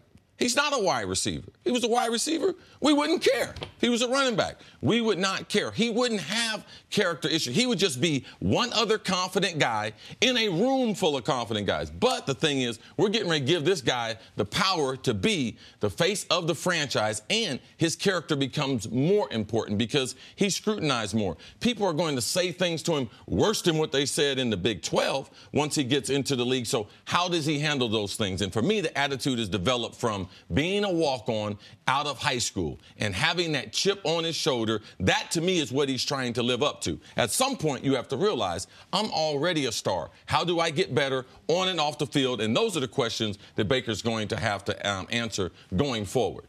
Confidence, to me, is knowing that you have shortcomings and believing you can overcome them. And arrogance, to me, is thinking that you don't have shortcomings. And you want someone who is confident, who believes in their ability, who believes that they can do the things that need to be done in an organization in order to be great. But if you get a player that's arrogant and doesn't feel like he needs to continually grow and develop, you look at a guy like Jerry Rice, one of the greatest players of all time. he was consistently worried about his job. He was consistently worried about whether or not someone was going to be able to come in and remove him from the roster, and that drove him all the time. Tom Brady is consistently driven to be better regardless of how much he's accomplished. Yeah, Baker Mayfield's had a really great college career. Okay, but things change when you get in the NFL, and you better come in with the confidence, but not arrogance. Otherwise, you're going to get a beat down. I think it becomes hard to be coached when you're arrogant, and when you're. I just tell kids this all the time. Every day, as a talented person, you have to submit your talent to the coaching staff or the authority that's over you. And if you don't do that when you're arrogant, it becomes hard to get better every single day. It would be impossible for Tom Brady with Bill Belichick to splice up the tape when they have a game and to put Tom Brady on the beginning of that tape if Tom was not humble enough and submitting himself to the organization and the process. It really helps in coaching the rest of the players. But when you can't approach your star like that because he's fragile or because he doesn't think that he needs it, the trickle-down effect, I believe, on the team is drastic because you can't go hard after guys. If you can't go hard after the quarterback, it becomes harder to go after the rest of the guys on the team.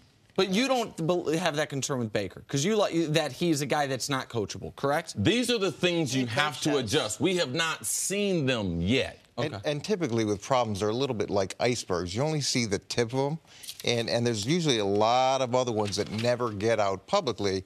And I'm not saying this is the case with this kid, but the process is going through and figuring out, okay, is this just what we've heard is all that he has, or is there a whole nother layer? And when you're at bigger and bigger schools, those things tend to get hidden. Hidden. There's going to be plenty of times well. He's the captain of a team, the guys aren't going to shake his hand. Right. That's like normal. I wouldn't be expecting the guy to shake my hand. So his expectation, what we expect from him on and off the field, they go up And higher. that's it. And when the off the field affects the on the field is when you really have the big problems. Coach, thank you so much.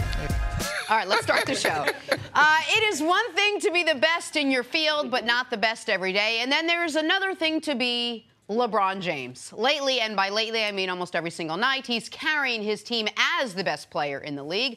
LeBron James out west to play the Nuggets. I'm pretty sure the Cavs were there as well.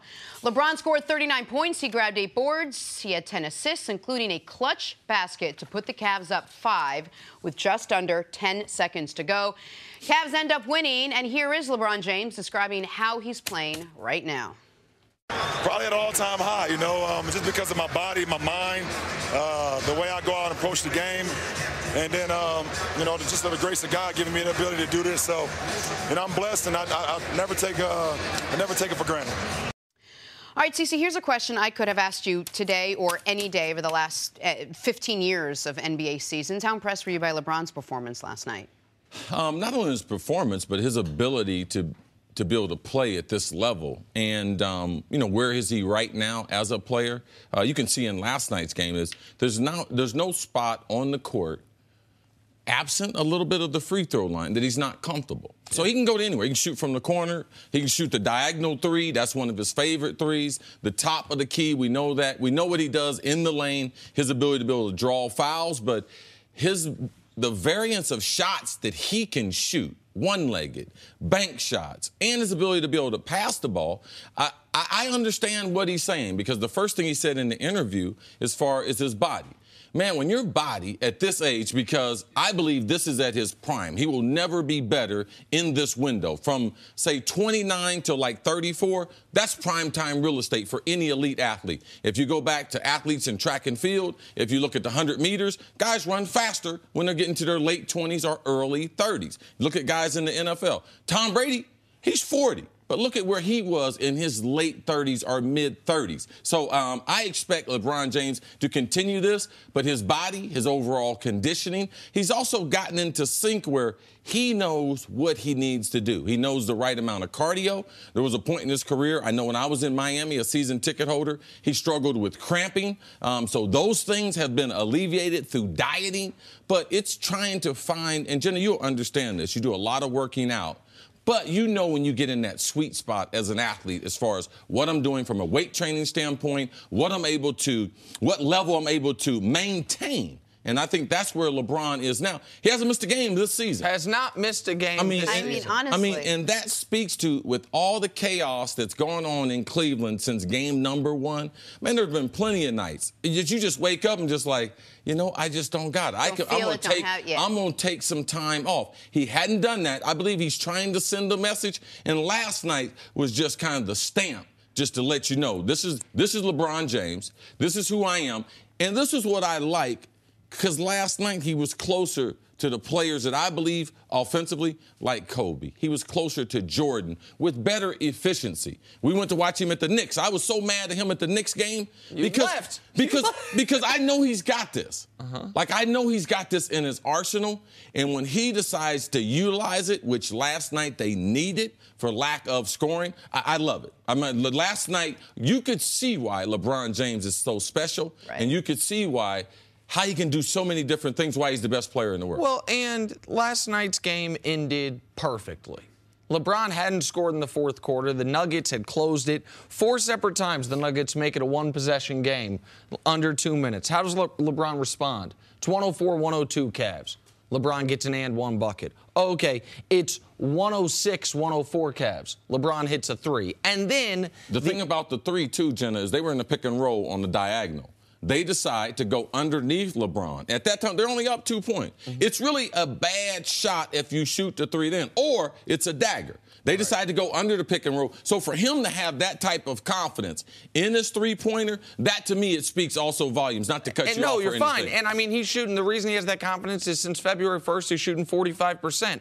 Up until January 1st, he was shooting 42%. In January, he shot 20% from 3. But you remove that month, this is the best three-point shooting year of his career. But those 2 shots that I didn't get to yet, the one-legged floater from 14 feet to put him up 5 and with 40 seconds left.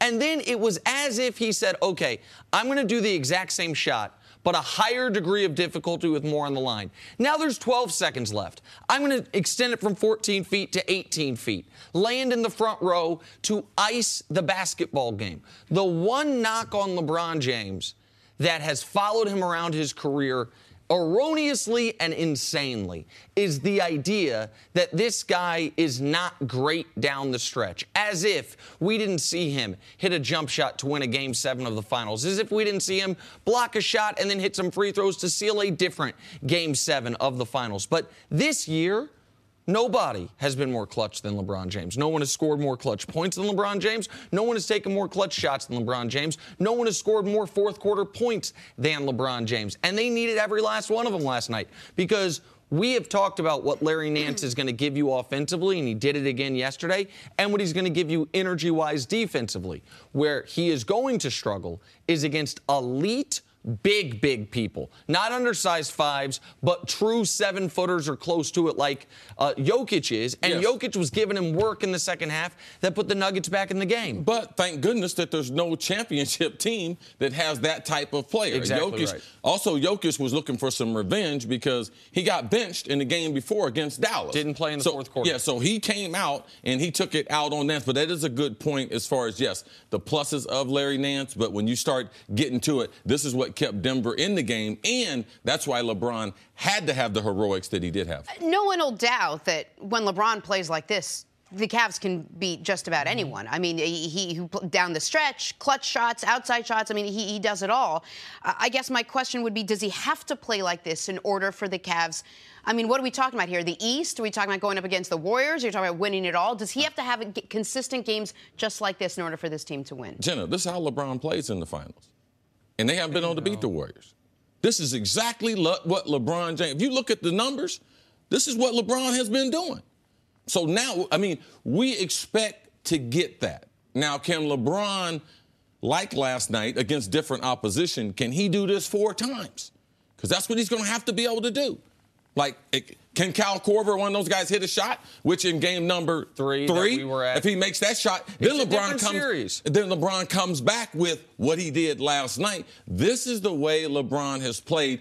Golden State has been that good that it wasn't good enough. CeCe's absolutely right. Like, what I think we saw last night was not necessarily NBA Finals LeBron, but the reason I have not been worried about the Cavs in the East at all is what we saw last night is playoff LeBron. If you saw early in the game in the first half, 22-4-6 to give his team a 12-point cushion. Yes. And then slowly kind of tries to get other players involved, takes the foot off the gas somewhat, and says, okay, but if you need me, I'll be ready at the end. The Nuggets, because of Jokic, as we were talking about, they draw it back close, they need him, and he closes it at the end.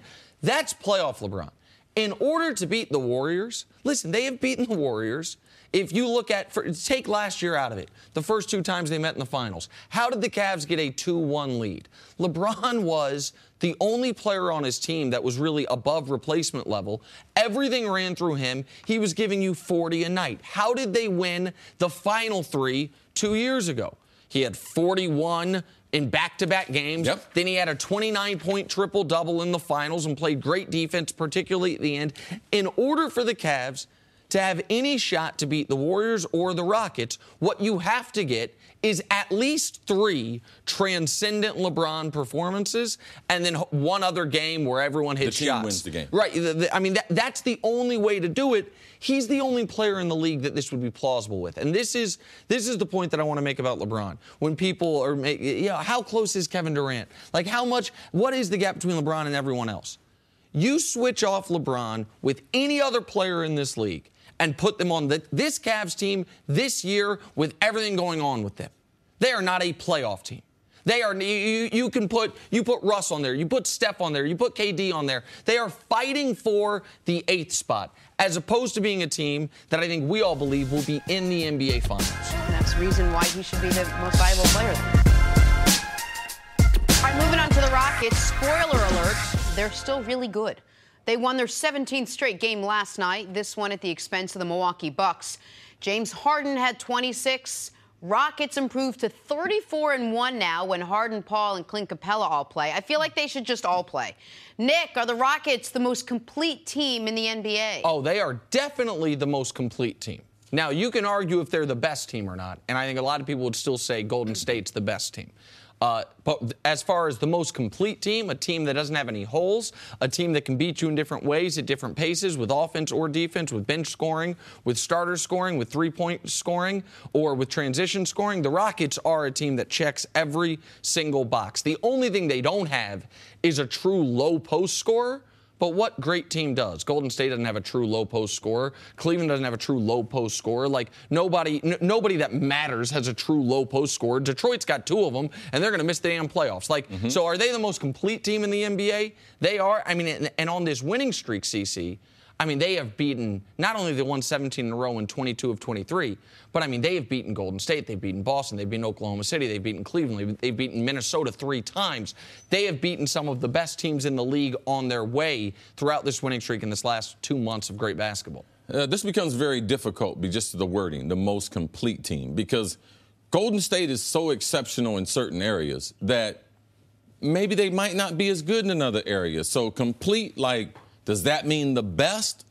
You know, to me, I'm still worried about the coach, D'Antoni. I'm still worried about, in a 7-game series, what adjustments he's going to make when the game changes. So from a coaching standpoint, I have more confidence in Steve Kerr. Now, there is something that the Warriors have never dealt with. That is postseason pressure. Last year with Kevin Durant, they skated through. Now, the previous 2 times they were in the playoffs, they did have a couple little hiccups, but with Durant, they've never struggled in the playoffs. So I would say the same thing for Houston. We're worried about them in the playoffs. Well, what if someone gets a 2-1 lead on Golden State? How do they respond to that with Kevin Durant? That's something that we haven't seen. But we know they have the championship pedigree. So, yes, right now we might say Houston is more complete. But in stressful situations, who is better from a coaching standpoint? I would just say right now I give the advantage to Steve Kerr. Why? Because I've seen it.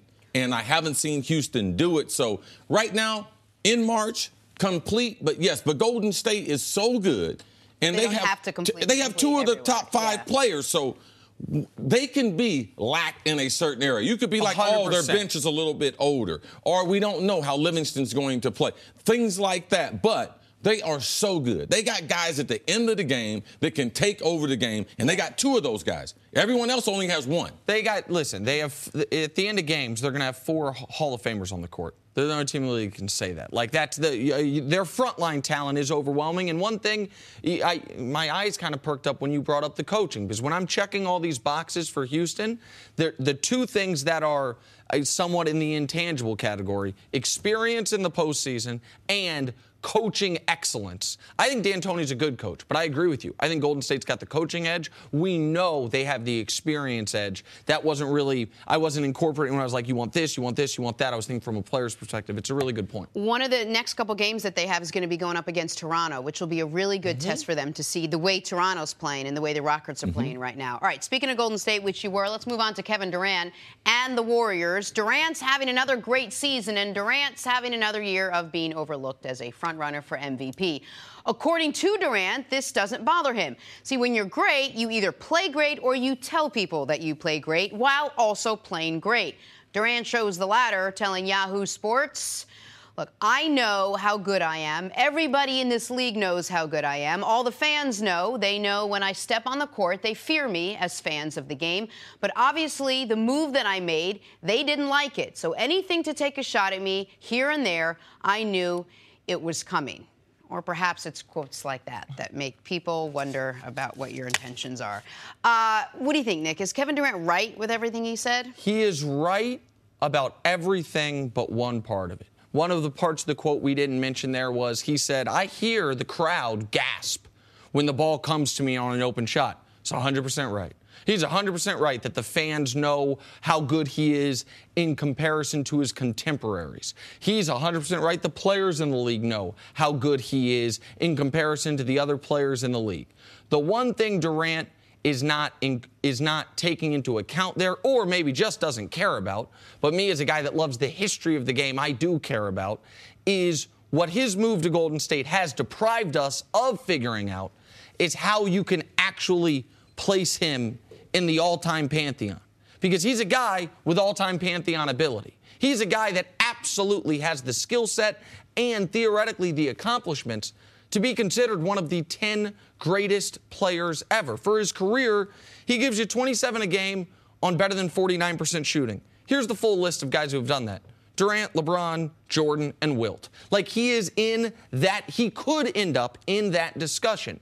But it's going to be so hard because everyone in that top 10 all time has on their resume a championship where we look at and say they were the unquestioned, clear-cut alpha on their team, leader who carried their team. Kobe got that with his second run of championship. Shaq got that with the first run. We can go down the list. LeBron didn't get it until 2 years ago in Cleveland.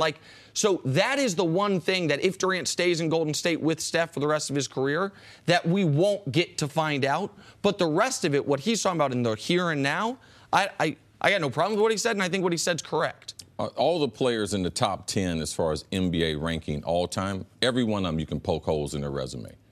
Every one of them you can poke holes in what their legacy is. But for me, before Kevin Durant went there, he didn't have no legacy.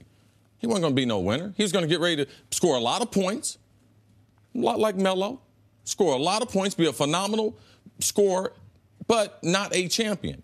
And your legacy changes when you are a champion. So without the move to Golden State, we'll say, man, he might not have won a championship. So when you don't have a championship, you're already down a couple tiers of the greatest players ever. To me, you also have to judge him on the time for which he played. It's the time of the super team.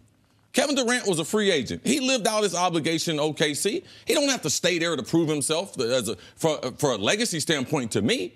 It's about, man, how do I get better? And going to Golden State, it made him a better player. I could care less if he was playing with people who couldn't see out there.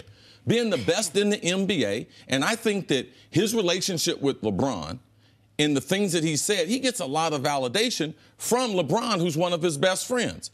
Kevin Durant is a phenomenal player. People do gasp when he gets the ball. Yes, the thing that Kevin didn't mention was, I ain't got no problem with you doing on the court. The only issue I had was the stuff that he did off the court that seemed petty. It seemed immature. It seemed not becoming of one of the greatest players ever. He left that part out. So I have no problem with him going to Golden State.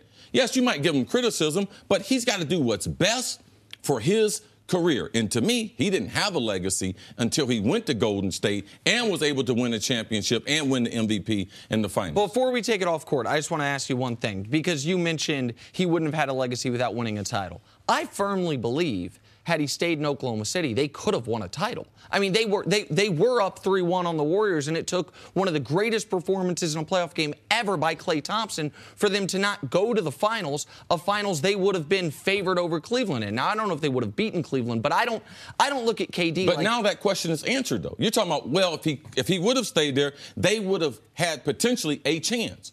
Now that variable's moved.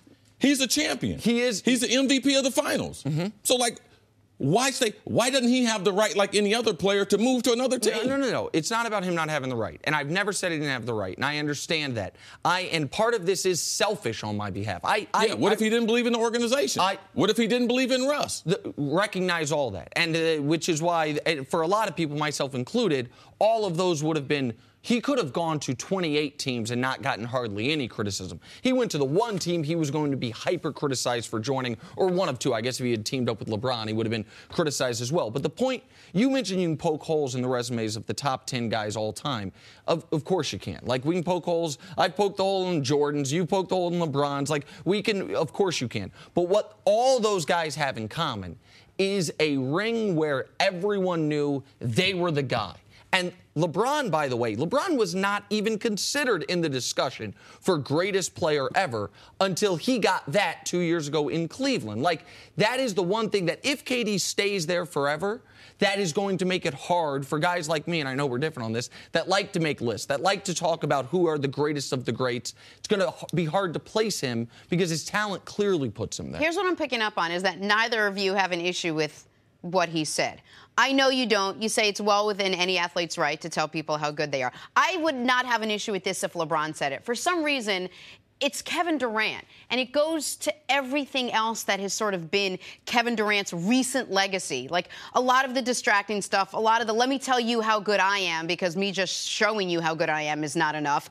People gasp when I get the ball. It's what is the point of that? It's unnecessary. You're great. We know you're great. We've seen it. We've seen it on the bottom of your shoe. We've seen it on your fake Twitter accounts. We know how good you are every single night. I don't understand how that makes him look better at all. To the fan, to his teammates. Yeah, I don't think he cares, nor do I think he should.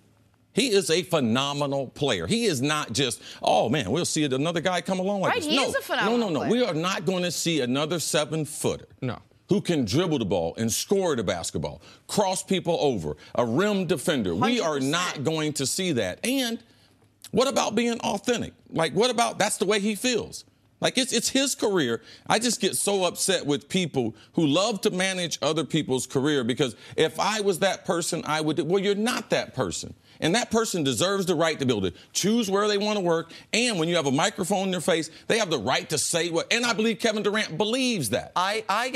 Jenna, I was as critical of Durant for the shoes and the fake Twitter accounts and the all of a sudden tough guy act that he was, I thought, perpetrating the first half of this year as anyone on television. I think all those things irked me. I thought he was not representing himself as a true superstar in this league, should all those things. This, to me, is just honesty. And maybe I'm a man on an island. I prefer every day of the week honest, authentic cockiness as opposed to false humbleness. Him and LeBron did the commercial, and LeBron said, we're the best two players in the world, correct, and we have been for a long time. So if LeBron can say it, KD can definitely say it. But LeBron's not nearly as image conscious as we all talk about KD being. I think LeBron's the most image conscious athlete in the world. I think LeBron. But you have to admit he is too. Listen, and KD. And he's worried about it. How come I became the bad guy? KD certainly does care what people are saying about him. Like I know. Right, and that's I'm saying a real that thing. doesn't help. He's human. So do you. And so do you. Right, but I wouldn't come out and say I'm the best. I know I'm good at stuff, but I wouldn't say I'm the best. But he is. At it. But why do you have to tell people? We know you are. We know you're the best. I'm going to tell you, Jenna, I don't believe anyone in the history of football caught the ball better than me. And you know the reason why I say that? Because no one else is going to say it. And the reason why? Because I really, really, really, really really believe it. And did you say it while you were playing? Did you come Absolutely. out to on the best areas? Absolutely. He's better. Listen, Absolutely. Jenna, this is just to be quick here. This is, and it's not a criticism, but this is you assigning your own sensibilities to some, like Chris says that. I think one of the, it's just my opinion. That's it. It's not me assigning. This has nothing to do with me. That's just how I feel. I bet you fans feel that way. Of course, but the fans are assigning their sensibilities when they do that. Exactly, right. Because they always feel like if I was in that position, I wouldn't do that. That's what you're doing. You're assigning your sensibilities to them. And by the way, so are not we. them. So are we. Like one of the reasons I think Chris and I, when we met, hit it off is that the thing that he said about the way he catches the football, man, like I've got that in me as well. Like I will say right now, I don't think there's a person that does this for a living that's smarter than me. They might know more things. I don't think there's a person that talks sports for a living that is smarter than I am. I believe that. I'm proud of that. And I'll say that on TV. What Chris said about his career, but you would never, you could believe all those things and you would never say it. But that's just who you are. So one of the reasons we're assigning our sensibilities to Katie, like one of the reasons we got no problem with these comments is let me tell you this, if I were Kevin Durant, if I were that rich, that famous, and that good at that type of job, man, you wouldn't be able to tell me nothing. Moving on to the trials and tribulations of Kawhi Leonard. He's played only 9 games this year, recovering from that quad injury. He's reportedly been unhappy with the Spurs medical staff and has been rumored to want out of San Antonio. Here's something we haven't said in a while. Let's hear from Kawhi Leonard. Everything was done as a group. I don't feel like nothing was friction. I talk to Pop every day. He knew what the progressions were. He knew what I was doing the whole entire time, as well as the front office. And we made a group decision, so it wasn't me just going out and saying, I'm going to go do this. Would you like to finish your career as a Spur? Yeah, for sure. Okay, first of all, he was kind of putting, what is he supposed to say when you're asked that? It's not like, well, let me think about it. I'm not sure. If people didn't hear it, the question was, are you trying to finish your career as a Spur? And he said, yeah, sure. He sort of got caught off guard by a reporter asking the question. But anyway, CeCe, are you buying all the comments from Kawhi that the Spurs were kept up to date, kept apprised of all of his medical decisions the whole time and the rest of it? Well, yeah, I know Kawhi. I know some of the people that are around Kawhi. So for those who don't know him, this is his personality. He's very understated, has a very soft voice. So even in this interview, like, okay, what did he say? What was the question there? Like, this is who Kawhi is. But for full disclosure, there's no way that they could have made a collective decision as a group because teams don't allow you to go outside of their staff from a medical standpoint to get a third or fourth opinion. So him being in New York getting treated, that was his decision that he made, that the Spurs agreed to allow him to do that. When you say teams don't allow you, what you mean is teams don't encourage that. Teams don't say leave here and go get a second opinion. He wanted to do that, so they let him do that. Yeah, there's a reason why the guy is a team doctor. Right. Because he's been paid by the team. And typically, he's an expert in medicine and athletic medicine and injury, so they don't feel like if they did, they would have him on staff. So when you go outside of that umbrella, you're going outside of that. So collectively, did they make this decision together? No, they didn't. Now, being back with the Spurs, I believe that what Popovich said over a week ago, 2 weeks ago, when he said, hey, listen, this thing will expire. If he doesn't get back here at some point, he will put him on the deck, on the rack for the rest of the season. So I believe Kawhi hearing that and Kawhi getting better has him at practice and looking for his return to San Antonio. Does he want to stay there? For now, but I believe that he would say the right thing because it wouldn't help him if he said, I want out of San Antonio, because we saw LaMarcus Aldridge. He went to Pop this offseason and told him, I don't want to be here anymore. He said, good, no problem. You're going to be here. Right. He said, go get me Anthony Davis or Kevin Durant. We'll talk about it. And then, so which meant you're going to be here. Right. Exactly right. So here, am I buying Kawhi's comments? I'm not. I also, though, I think you make a good point, Jenna. It'd be one thing if Kawhi was like, listen, everybody, I have a press conference. I want to say something. I want to be a Spur for life. Thanks, guys. That's different than being put in a position where if he answers that any way other than yes, sure, it is a huge controversy. Absolutely. And so it's not that I feel like he was being disingenuous. I think he was put in a tough spot. But I think the most important timeline of this is Kawhi's hurt.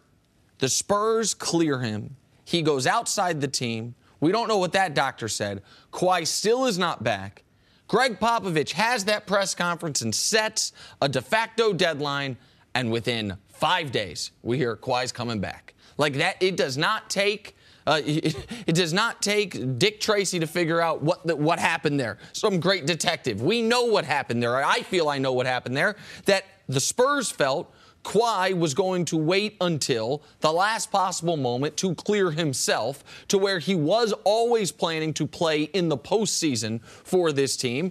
And Greg Popovich made it known that is not available to you. The idea that you're going to come back in game 81 and say, I'll be here for the playoffs, guys, that is not okay with us. So Kawhi came back, and it's just so odd, CC, for a player to be at crosswise with the Spurs medical staff. This is a team that punted on a chance to defend their first title with Tim Duncan. Why? Because they had him have a knee surgery he didn't want to have because they thought it was better for his long-term health of his career. Like, the Spurs are ultra-conservative on these things. That don't mean they're always right. Just because they have a history, just because that worked out for him, that does. I know Kawhi his injuries are real. No, he's not that kind of player. He's not that kind of person. Now, is there certain things in San Antonio he's not happy with? Yes. He's not happy that they don't have the ability to be able to go out in free agency and potentially get one of these big-time players. Because with Aldridge there, what are they, the big two with Aldridge? So that's bothering him. His shoe deal with Jordan Brand, that's bothering him. The economics of that shoe deal, that's bothering him. So there are some real things outside of the injury that I believe play a role in this. What do you think about his relationship with Pop at this point? Do you think just coming back has sort of repaired that? Because there's this thing dangling over him now, this max deal. I mean, in your honest opinion, do you think he'll be back here, sign that, and he moves on? Well, I don't think him and Pop have a problem. I believe Kawhi was injured. And you can't play when you're injured. I believe they might have a difference of opinion, but you have to believe that. You have to know this. Pop is one of the great managers of personalities of not only basketball, U.S. basketball players, but international. He is able to have a locker room with, many different personalities, many different nationalities, and it goes smoothly. I believe this is just a bump in their relationship. I believe that Kawhi and the Spurs will work it out. They will not allow Kawhi to leave there. Kawhi's making, CC mentioned the shoe deal, $500,000 a year. I'd be shocked how low that is for an MVP candidate. $500,000 a year in his Jordan Brand shoe deal. He does not have a signature shoe. Yes, part of that is playing in San Antonio. Part of that also, though, for good or for bad, is part of being who Kawhi Leonard is. His personality. His personality. Like, I'm not criticizing the personality. Nope, that's who he is. When you are that understated, when you are that low-key, when you don't draw attention to yourself, and you play in San Antonio, it's hard to get people to want to buy your sneakers. I'm Jenna Wolf, and thank you for listening to the First Things First podcast. Make sure to subscribe and tell your friends, family, and coworkers about the podcast, which, by the way, is available on iTunes and all your favorite podcast apps. You can catch a fresh new episode every Monday through Friday on FS1, starting at 6:30 a.m. Eastern, 3:30 a.m. Pacific. So